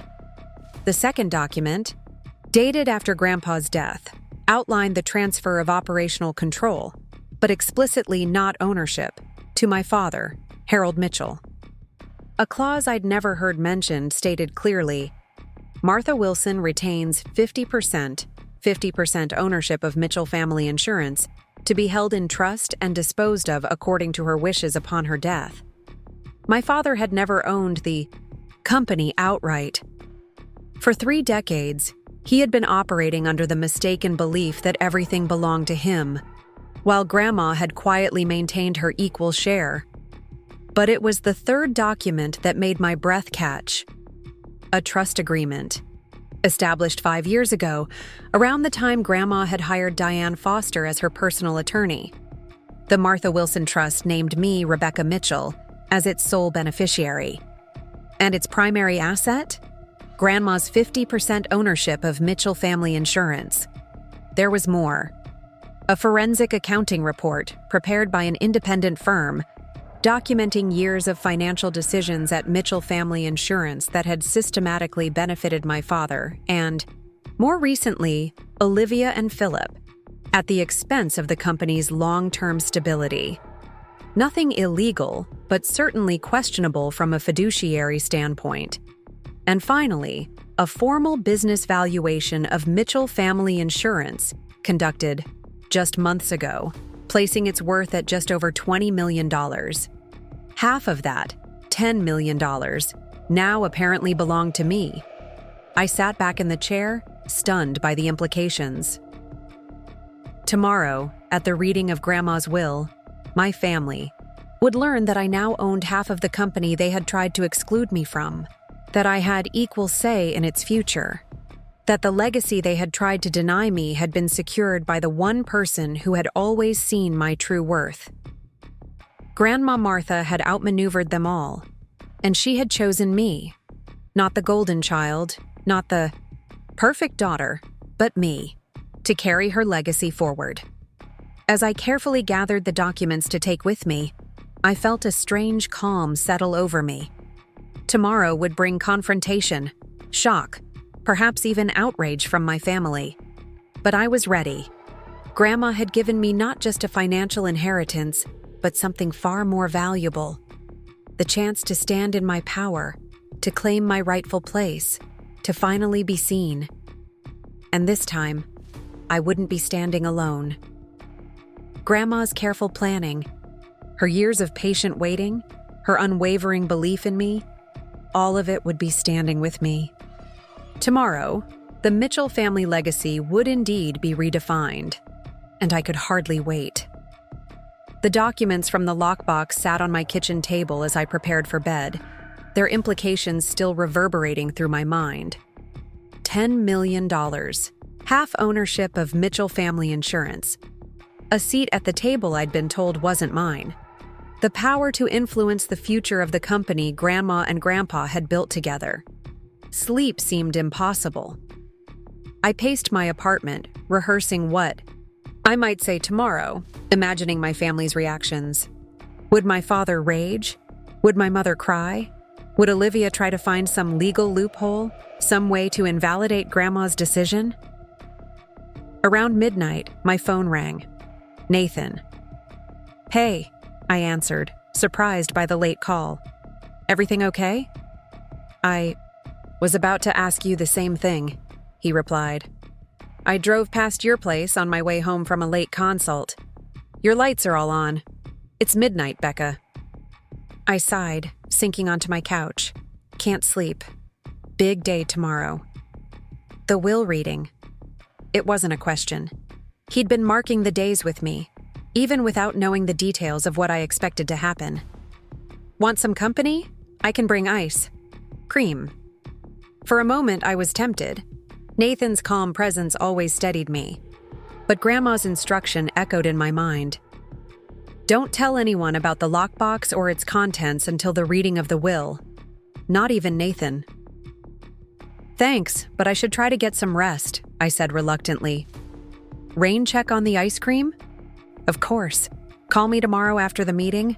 I want to hear how it goes." "I will," I promised. "Good night, Nathan." After we hung up, I made myself a cup of chamomile tea and returned to the kitchen table, spreading out the documents. Again, I needed to be absolutely certain I understood everything Grandma had left me, every detail of the plan she had so carefully constructed. The forensic accounting report was particularly illuminating. Over the past 5 years, coinciding with Olivia and Philip joining the business, the company had made several questionable investments, taken on significant debt for office expansions, and paid unusually high executive bonuses.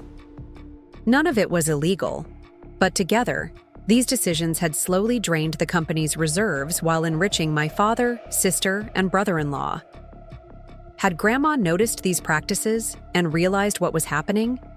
Was that why she had hired her own attorney, established the trust in my name, commissioned the forensic accounting report? She must have been watching, assessing, preparing for years. As I studied the documents, another detail caught my attention. The business valuation report noted that Mitchell Family Insurance owned its headquarters building outright, the imposing downtown edifice where my father had worked for 30 years, where Olivia and Philip now had their executive offices. The building itself was valued at nearly $8 million. But according to the trust documents, the building wasn't part of Mitchell Family Insurance's assets. It was held separately in the Martha Wilson Trust, and now belonged solely, to me, independent of my half-ownership of the company. I sat back, stunned by this additional revelation. Grandma hadn't just given me half the company. She'd given me the building the company operated from. My family didn't just need my cooperation as a co-owner. They needed my permission to continue occupying their offices. The full scope of Grandma's plan began to crystallize in my mind. She had given me not just wealth, but leverage. Real, substantial leverage to ensure I couldn't be pushed aside, ignored, or forced out. For the first time since finding the documents, I laughed out loud, a surprised, delighted sound that echoed in my quiet apartment. "Oh, Grandma Martha. You brilliant, strategic, magnificent woman. No wonder you and Grandpa had built such a successful company together. Your business mind was every bit as sharp as his sales ability." Around 2 a.m, I finally managed to fall into a restless sleep, the documents carefully returned to their folder beside my bed. My dreams were a chaotic mix of boardrooms and family arguments, with Grandma Martha standing silently in the background, watching it all unfold. I woke early, gritty-eyed but alert. The reading of the will was scheduled for 10 o'clock at Diane Foster's office downtown. I showered, dressed in a professional navy suit I usually reserved for presenting at physical therapy conferences, and ate a small breakfast, though my stomach was in knots. As I gathered my things to leave, I hesitated, then picked up the folder of documents from the lockbox. Grandma had instructed me to read them before the meeting, not necessarily to bring them. But something told me I might need them, might need to reference details beyond what I could remember. Diane Foster's law office occupied the entire 12th floor of a sleek glass building in downtown Oak Ridge. As I entered the reception area, I was met by a young assistant who immediately recognized me. "Ms. Mitchell, welcome. Ms. Foster is expecting you. The others haven't arrived yet." She led me down a hallway to a spacious conference room with floor-to-ceiling windows overlooking the city. Diane stood as I entered, her professional demeanor firmly in place, but with a hint of warmth in her eyes. "Rebecca," she greeted me, extending her hand. "How are you feeling today?" "Nervous," I admitted, shaking her hand. "But ready." She nodded, gesturing for me to take a seat. "Your grandmother predicted as much. She left something for you to review before the others arrive." Diane handed me a sealed envelope. She was quite specific that you should read this alone. As Diane stepped out to give me privacy, I opened the envelope with trembling fingers. Inside was a single sheet of paper in Grandma's handwriting. "My dearest Becca. By now, you've seen the documents in the lockbox and understand what I've arranged for you, but there's one last piece of the puzzle I haven't shared until now. The reading of my will today is only the first step. What happens next is entirely up to you. You could take your half of the company and force your father, Olivia, and Philip to work with you as an equal partner. You could sell your shares back to them for their full value. You could even force a sale of the entire company to an outside buyer. Any of these choices would be legally justified after how they've treated you. But before you decide, I want you to consider another option, one that honors the true legacy I hope to leave behind. The Mitchell family business was built on partnership. Your grandfather and I were equal partners in every sense, even when the world only saw him. We built something meaningful together because we balanced each other's strengths and weaknesses, because we valued different perspectives, because we understood that true success comes from collaboration, not domination. Your father forgot that lesson. He came to believe that his way was the only way, that his vision for the company was the only vision that mattered. In doing so, he diminished not just you, but the very foundation the company was built upon. So here is my final suggestion, sweet girl. Consider using your newfound position not to punish or exclude, but to restore the principle of partnership that made Mitchell Family Insurance successful in the first place. Find a way to transform this moment of shock into an opportunity for healing and growth, for yourself, for the family, and for the business. This doesn't mean forgetting how they've hurt you. It doesn't mean allowing yourself to be diminished. Again, it means standing firmly in your power while offering a hand rather than a fist. Whatever you decide, I trust your judgment completely. You have always had a wisdom beyond your years, a compassion that runs deep, and a strength you're only beginning to discover. All my love, Grandma Martha. I read the letter twice, tears filling my eyes. Even now, from beyond the grave, Grandma was guiding me, challenging me to rise above hurt and resentment to something higher. Not simple forgiveness. She wasn't asking me to forget or excuse how my family had treated me, but transformation. The chance to break the cycle of favoritism and exclusion that had defined the Mitchell family for too long. I was still contemplating her words when the conference room door opened and Diane returned. "Your family has arrived," she informed me quietly. "Are you ready?" I took a deep breath, folding Grandma's letter and slipping it into my purse. "Yes, I'm ready." My parents entered first, my father looking imposing in his tailored suit, my mother elegant but strained in a conservative black dress. They both nodded at me, my father's expression carefully neutral, my mother's eyes filled with questions. Olivia and Philip followed, Olivia assessing me immediately, no doubt noting my professional attire and the folder on the table in front of me. "Rebecca," my father acknowledged me, taking a seat directly across the table. "You're looking well." "Thank you, Dad," I replied simply. "How are you all holding up?" "As well as can be expected," my mother answered, dabbing at her eyes with a monogrammed handkerchief. "These weeks without Mother have been difficult." Olivia sat beside our father, Philip next to her. "Interesting suit, Becca," she commented, her tone suggesting both surprise and slight disdain. "Special occasion?" Before I could respond, Diane returned with Walter Simmons, the Mitchell family's longtime attorney, and an older gentleman I didn't recognize. "Thank you all for coming," Diane began formally, taking her seat at the head of the table. "For those who don't know me, I'm Diane Foster, Martha Wilson's personal attorney for the past 5 years. Martha asked that I conduct today's proceedings, with Mr. Simmons present to represent the Mitchell family's interests." My father frowned slightly at this phrasing, but remained silent. "And this," Diane continued, gesturing to the older gentleman, "is Edward Barnett, Martha's accountant and financial advisor." "Mother never mentioned having a separate accountant," my mother objected, looking bewildered. "We've always used the firm's financial team." "Nevertheless," Diane replied smoothly, "Martha retained Mr. Barnett's services independently. His presence today is relevant to several provisions in her will." She opened a folder and began reading the formal legal preamble of Grandma's will. As she spoke, I observed my family. My father sat rigidly, his jaw tense. My mother twisted her wedding ring nervously. Olivia and Philip exchanged subtle glances, a silent communication honed by years of partnership. "Now, to the distribution of Martha Wilson's estate," Diane continued, her voice steady.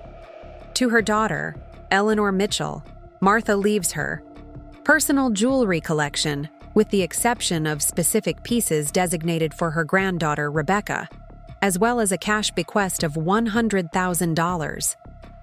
My mother nodded, apparently satisfied with this arrangement. The jewelry collection, while not particularly valuable in monetary terms, held significant sentimental value. To her son-in-law, Harold Mitchell, Martha leaves her collection of first-edition mystery novels, which they often discussed and shared, as well as a cash bequest of $100,000. My father's expression didn't change, though I knew the book collection would mean something to him. He and Grandma had indeed bonded over their shared love of mystery novels over the years. To her granddaughter, Olivia Mitchell Parker, and her husband, Philip Parker, Martha leaves the sum of $250,000, jointly. Olivia's eyebrows rose slightly, a substantial gift, but perhaps less than she had expected. "And to her granddaughter, Rebecca Mitchell," Diane continued, her eyes meeting mine briefly. "Martha leaves her lakeside cabin and surrounding property at Pine Lake, valued at approximately $1,200,000, as well as The contents of a trust established in Rebecca's name 5 years ago. The room fell silent. My father leaned forward slightly, his expression sharpening. "What trust?" he asked, his voice controlled but tense. Diane looked to Edward Barnett, who opened his own folder and cleared his throat. 5 years ago, Mrs. Wilson established the Martha Wilson Trust, naming her granddaughter Rebecca as the sole beneficiary. The primary assets of this trust are twofold. First, Mrs. Wilson's 50% ownership stake in Mitchell Family Insurance, and second, full ownership of the building at 425 Main Street, which currently houses the Mitchell Family Insurance headquarters. The silence that followed was absolute. My father's face drained of color. My mother's hand flew to her mouth. Olivia sat frozen, her eyes wide with shock. Philip was the first to recover, leaning forward to address Edward directly. "There must be some mistake," he said, his voice professionally smooth but with an edge of panic. "Mitchell Family Insurance is wholly owned by Harold Mitchell. Martha Wilson transferred her interest in the company after Albert's death 30 years ago." Edward shook his head. "No, Mr. Parker. Mrs. Wilson transferred operational control to her son-in-law, but she explicitly retained 50% ownership. The documentation is quite clear and legally binding." My father found his voice at last, turning to Walter Simmons. "Walter, did you know about this?" The family attorney looked distinctly uncomfortable. "I was not privy to Mrs. Wilson's personal legal arrangements, Harold. She retained Ms. Foster independently." "This is absurd," my father declared, his voice rising. "I've run that company for 30 years. I've made every decision, signed every document. There's no way mother-in-law still owned half." "I assure you, Mr. Mitchell," Diane interjected calmly, "the documentation is in order. Martha Wilson maintained her 50% ownership until her death, at which point it transferred to the trust benefiting Rebecca." "I want to see these documents," my father demanded. "Of course," Diane agreed, nodding to Edward, who began distributing copies of the trust documentation, the same documents I had found in the lockbox. As my family pored over the papers, expressions of disbelief and growing anger on their faces, I remained silent. This was the moment Grandma had prepared me for, the revelation that would change everything. But instead of the vindication or triumph I might have expected to feel, I found myself watching my family with something closer to sadness. My father, who had built his entire identity around being the sole leader of Mitchell Family Insurance, was having that narrative shattered.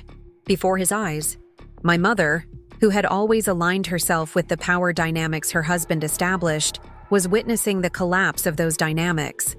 And Olivia, who had believed herself the anointed heir to the Mitchell legacy, was suddenly confronted with the reality that half of that legacy was now mine. "This can't be legal," Olivia finally said, looking up from the documents. "Grandma was old, sick. She wasn't thinking clearly." "Mrs. Wilson was of completely sound mind when she established the trust," Edward replied firmly.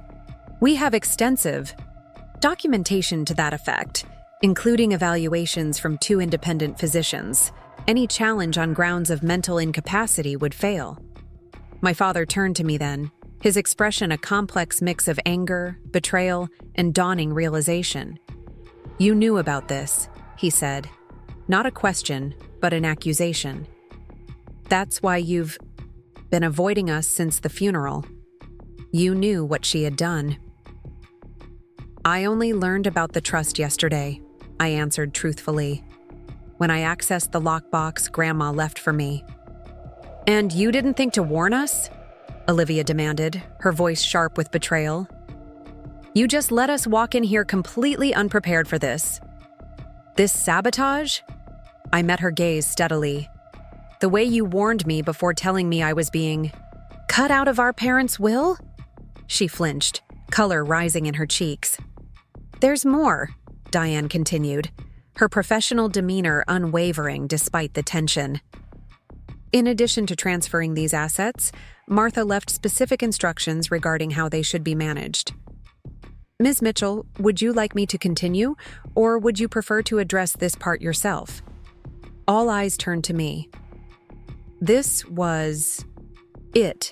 The moment to decide how to use the power Grandma had unexpectedly placed in my hands. I thought of her final letter, her encouragement to consider transformation rather than retribution. I'll address it, I said, straightening in my chair. I opened my folder and removed the documents I had studied so carefully the night before. As you now know, I own 50% of Mitchell Family Insurance, as well as the building it operates, according to the forensic accounting report Grandma commissioned. Forensic accounting report, my father interrupted, looking genuinely alarmed now. Yes, I confirmed, sliding a copy across the table to him. Grandma had concerns about certain financial decisions made over the past 5 years. Nothing illegal, I added as Philip started to protest, but questionable from a fiduciary standpoint. Excessive executive compensation, risky investments, rapid expansion without adequate capital reserves. My father scanned the report, his face growing increasingly flushed. This is outrageous. I've run this company successfully for 3 decades. Who is this accountant to question my business decisions? The point, I continued calmly, is not to assign blame, Dad. It's to acknowledge that the company my grandparents built together has drifted from their original vision and values. Grandma saw that happening, and she took steps to correct the course. By going behind our backs? Olivia challenged. By giving half the company to someone who has never worked a day in the insurance business? By ensuring that the principle of partnership that founded the company wasn't lost, I corrected her. Grandma and Grandpa built Mitchell Family Insurance, together as equal partners. That balance of perspectives and skills was what made them successful. My father's anger seemed to falter slightly, a flicker of uncertainty crossing his face. What exactly are you saying, Rebecca? That you intend to walk into my company on Monday and start making decisions? You know nothing about insurance. You're right, I acknowledged. I don't. But I do know about building trust, about rehabilitating what's damaged, about helping people recover strength they thought they'd lost. Those skills might be more relevant to the company's future than you think. I took a deep breath, thinking of Grandma's final letter. I'm not here to take anything away from you, Dad, or from you, Olivia, or Philip. I'm here to restore the balance that made Mitchell Family Insurance strong in the first place. And how exactly do you propose to do that? My father asked, skepticism heavy in his voice. By offering a choice, I replied. Option 1, I sell my 50% stake in the company back to you, at full market value according to the independent valuation Grandma commissioned. That's approximately $10 million. I also lease the building to the company at market rate, which would be about $60,000 monthly. You continue running Mitchell Family Insurance as you see fit, without my involvement. My father's eyebrows rose. $10 million plus an expensive lease was far more than he'd expected to pay, I could tell. Option 2, I continued. We truly partner. I join the company, not as a shadow owner but as an active participant. We establish a proper board of directors with equal representation. We address the financial issues identified in the forensic report. We build on Grandma and Grandpa's legacy of innovation, fairness, and genuine partnership. Silence fell over the conference room. My family exchanged glances, clearly stunned by the directness of my proposition. It was Philip who finally spoke. And the building, in this second scenario? The building remains in my trust, but I would charge the company a nominal lease rate, enough to cover taxes and maintenance, nothing more. It would be my contribution to ensuring the company's financial stability going forward. My father studied me, a new expression on his face, not quite respect, but something close to it. You seem to have thought this through very carefully. I have, I confirmed, but I want to be clear. This isn't about revenge or power. It's about honoring the true Mitchell family legacy, the one Grandma and Grandpa built together as partners. Olivia leaned forward, her initial shock hardening into something more calculating. And what about the succession plan? The arrangement that Philip and I would take over when Dad retires? That would depend on which option you all choose, I replied evenly. If you buy me out, you can maintain whatever succession plan you want. If we partner, then we would need to establish a merit-based approach to leadership succession with clear criteria and oversight from the board. My mother, who had remained largely silent throughout the exchange, finally spoke. Rebecca, why didn't you tell us what Mother was planning? Why all this secrecy? I turned to her, hearing the genuine hurt in her voice. I didn't know until yesterday, Mom, but even if I had, would you have listened? Would you have understood why Grandma felt this was necessary? Or would you have tried to talk her out of it, to maintain the status quo that's worked so well for everyone except me? My bluntness seemed to startle her. She glanced at my father, then back to me. I don't know. That's honest. At least, I acknowledged. And that's what I'm asking for now, honesty. About the company, about our family dynamics, about the way forward. For a long moment, no one spoke. The tension in the room was palpable, a complex mix of shock, resentment, calculation, and perhaps, just perhaps, the beginning of understanding. We'll need time to discuss this privately, my father finally said, his businessman's mask firmly back in place. And to review all these documents with our own counsel. Of course, I agreed. I'm not asking for an immediate decision. Take the time you need to consider both options carefully. I've prepared detailed outlines of each scenario, with financial projections. I slid folders across the table to my father and to Olivia. Review them, discuss them. When you're ready to talk, I'll be available.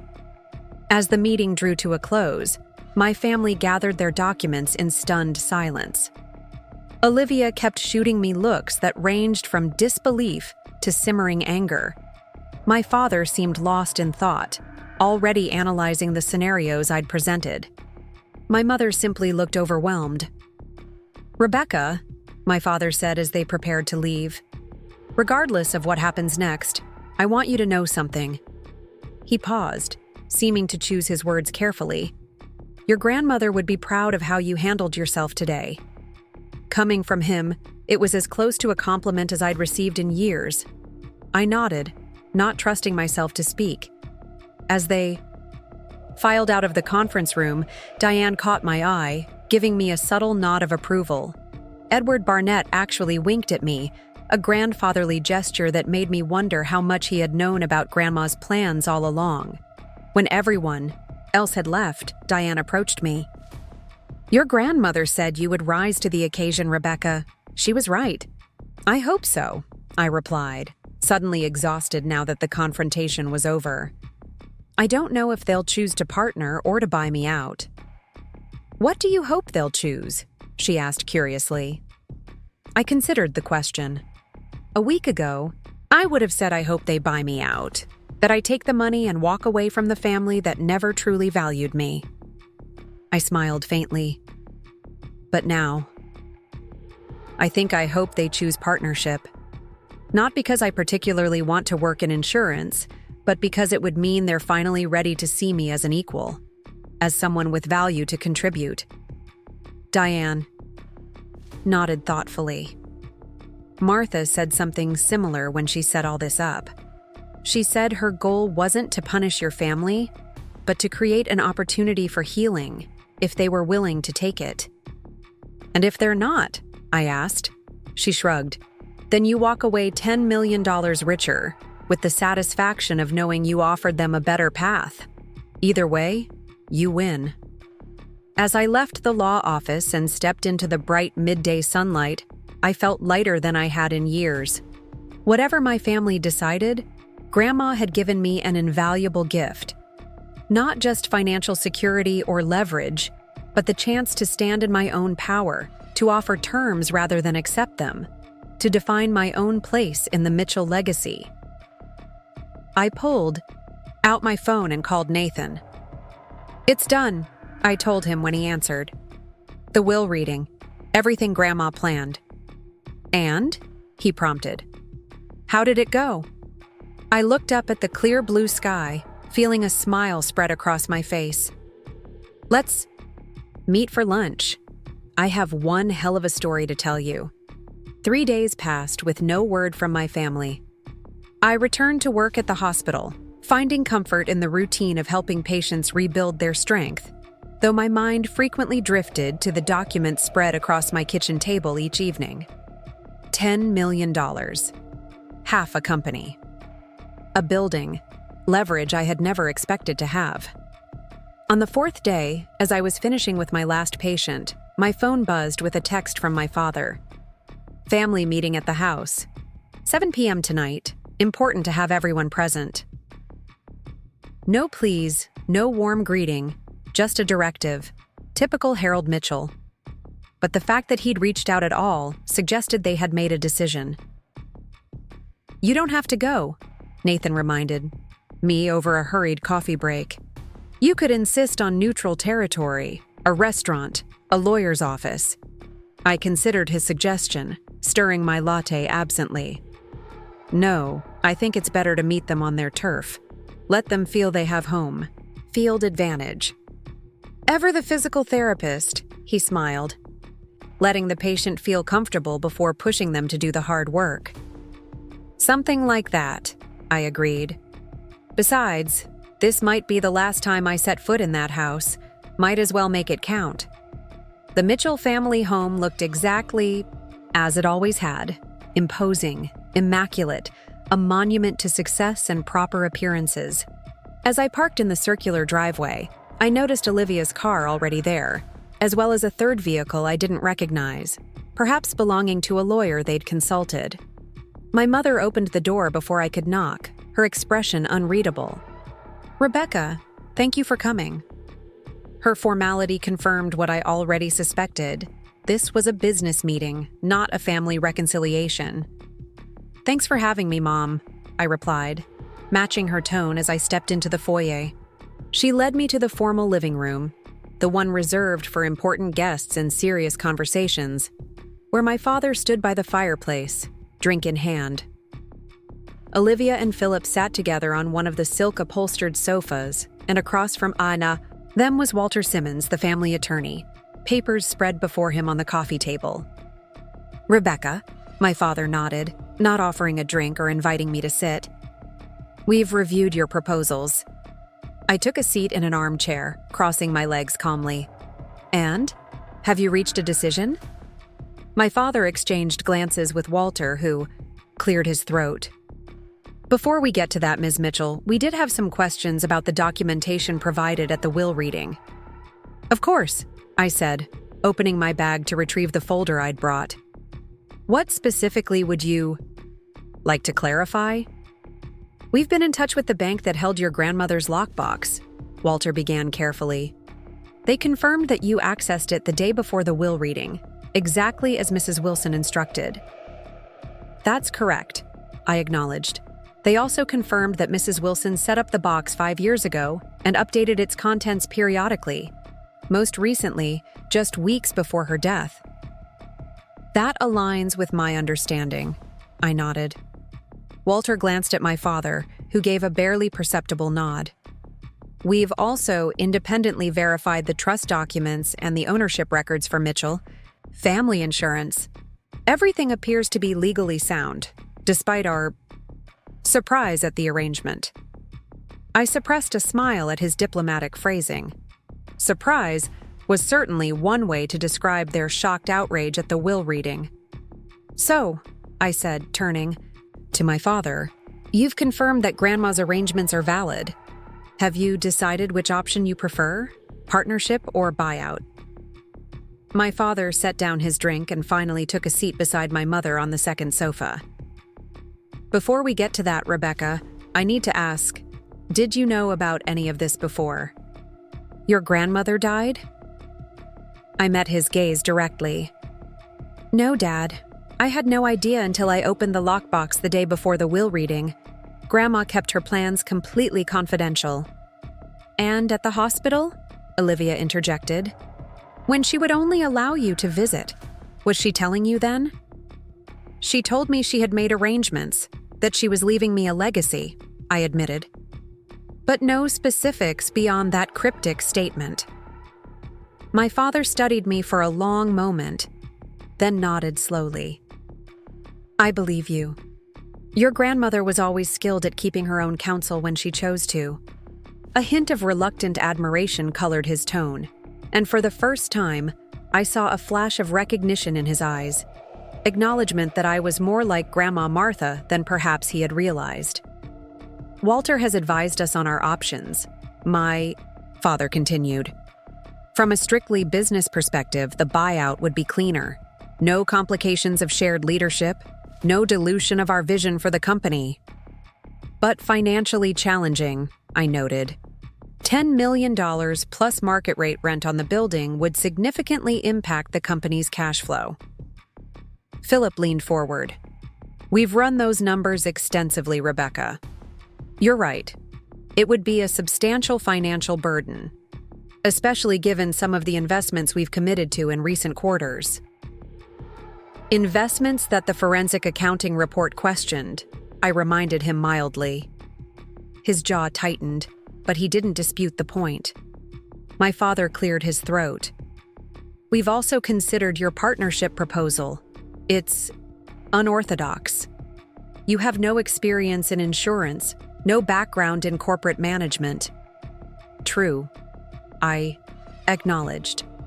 But I have other skills that could benefit the company. Customer relations, team building, rehabilitation of damaged systems. The kind of skills Grandma brought to the business originally, Olivia said quietly, surprising me. When I glanced at her, she shrugged slightly. I've been reading some of Grandpa's old journals since the will reading. He wrote a lot about Grandma's contributions, things none of us knew about. This revelation startled me. Olivia had actually taken the time to research Grandma's role in the company's founding. Perhaps the shock of the will reading had affected her more deeply than I'd realized. My father shifted uncomfortably. Your partnership proposal mentioned a board of directors with equal representation. How exactly would that work? I envision a 5-person board, I explained. You and I would each appoint 2 members, and we would jointly select the 5th. Someone independent with relevant expertise but no family connections. And day-to-day operations? Philip asked. Would you expect to have an office, a title, direct reports? I shook my head. I don't need a corner office or an executive title. What I need is a guarantee that my voice will be heard, that my perspective will be valued, and that the company will be run according to the principles Grandma and Grandpa established. My mother, who had remained silent until now, suddenly spoke.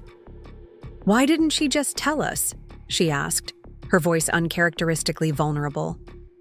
Why all the secrecy, the separate lawyers, the trust you knew nothing about? Why couldn't Mother just talk to us? I considered my answer carefully. I think she tried, Mom, in her own way. But over the years, the patterns were so established, the roles so fixed. Golden daughter, overlooked daughter, favored grandchildren, less important grandchild. Would any of you have truly heard her if she'd voiced her concerns directly? My mother flinched, and my father looked away. Only Olivia held my gaze, something almost like recognition flickering in her eyes. We've made a decision, my father finally said, turning back to me. After considerable discussion and analysis, we're choosing the partnership option. I blinked, genuinely surprised. I had expected them to find a way to buy me out, to maintain complete control, even at significant financial cost. You're accepting my partnership proposal? All of it? With some modifications, Walter interjected, sliding a document across the coffee table to me. The basic structure you proposed, Equal ownership, board representation, building lease, at nominal rate, remains intact. We've suggested amendments regarding the selection process for the independent board member and a few operational details. I skimmed the document, noting the changes. They were reasonable, focused on practical implementation rather than attempts to undermine the core principle of equal partnership. These modifications seem workable, I acknowledged, but I'm curious. Why choose partnership over buyout? It would have been cleaner, as you said. My father exchanged glances with my mother, then with Olivia and Philip. Some unspoken communication passed between them before he answered. Several reasons, he began carefully. The financial considerations are significant, of course, but, more importantly, your grandmother's actions forced us to confront some uncomfortable truths about how this family has operated, about how we've treated you. I stared at him, not quite believing what I was hearing. Reading Grandpa's journals, Olivia added, seeing how he described their partnership, how essential Grandma was to their success. It made me wonder what we might have been missing by not including you. The forensic accounting report was illuminating as well, Philip admitted reluctantly. Some of our recent decisions haven't been as sound as we believed. A fresh perspective might be valuable. My mother reached across the coffee table, tentatively extending her hand toward mine. We haven't been fair to you, Rebecca, for a very long time. Your grandmother saw that clearly, even when we couldn't, or wouldn't. I hesitated, then took her hand, feeling a strange mixture of emotions. This wasn't a full acknowledgement of the years of favoritism, the subtle and not-so-subtle messages that I mattered less. But it was a start, a crack in the facade of Mitchell family perfection, an admission that change was needed. So, my father said, do we have an agreement?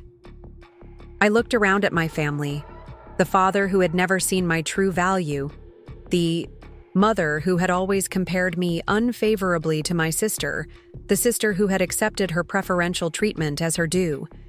They weren't transformed. One confrontation couldn't undo decades of ingrained dynamics. But they were offering something they had never offered before. A seat at the table, a voice in decisions, recognition of my worth. We do, I said finally. But with one additional condition. My father raised an eyebrow. Which is? Therapy, I said simply. Family therapy, with a qualified professional who specializes in family business dynamics. If we're going to make this partnership work, we need to address the patterns that got us here in the first place. A tense silence followed my condition. My father looked like he might refuse outright. My mother seemed uncertain, and Olivia's expression was unreadable. That seems excessive, my father finally said. This is a business arrangement, Rebecca, not a family counseling session. It's both, I countered firmly. The business issues and the family dynamics are completely intertwined. We can't fix one without addressing the other. Olivia surprised me by speaking up. She's right, Dad.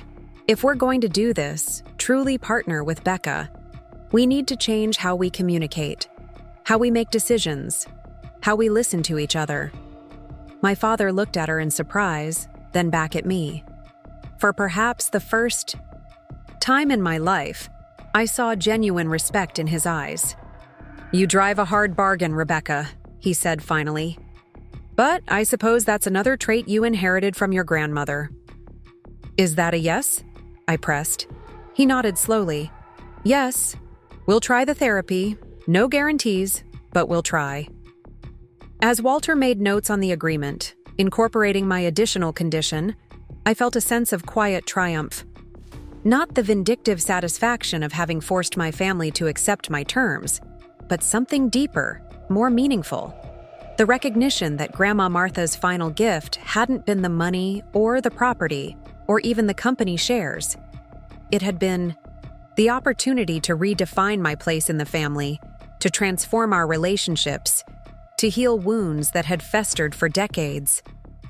Outside the window, The sun was setting over the manicured grounds of the Mitchell family home, painting the sky in brilliant shades of gold and pink. Somewhere, I imagined Grandma Martha watching with satisfaction, her mission accomplished. She had known that simply leaving me money wouldn't be enough. I needed leverage, yes, but more importantly, I needed the chance to be seen, truly seen, by the family that had overlooked me for so long. As I signed the amended agreement, I silently thanked her. For the inheritance, yes, but more importantly, for believing in me when no one else did.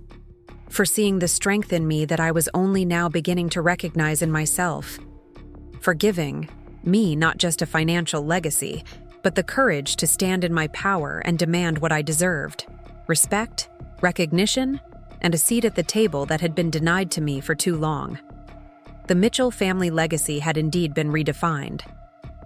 And whatever happened next, I would face it not as the overlooked daughter, the less important sister, the afterthought, but as an equal partner in both the family business and the family itself. Grandma Martha's secret trust fund hadn't just changed my financial future, it had changed all of our futures in ways none of us could have imagined. And for that, I would be forever grateful. Up next, you've got 2 more standout stories right on your screen. If this one hit the mark, you won't want to pass these up. Just click and check them out.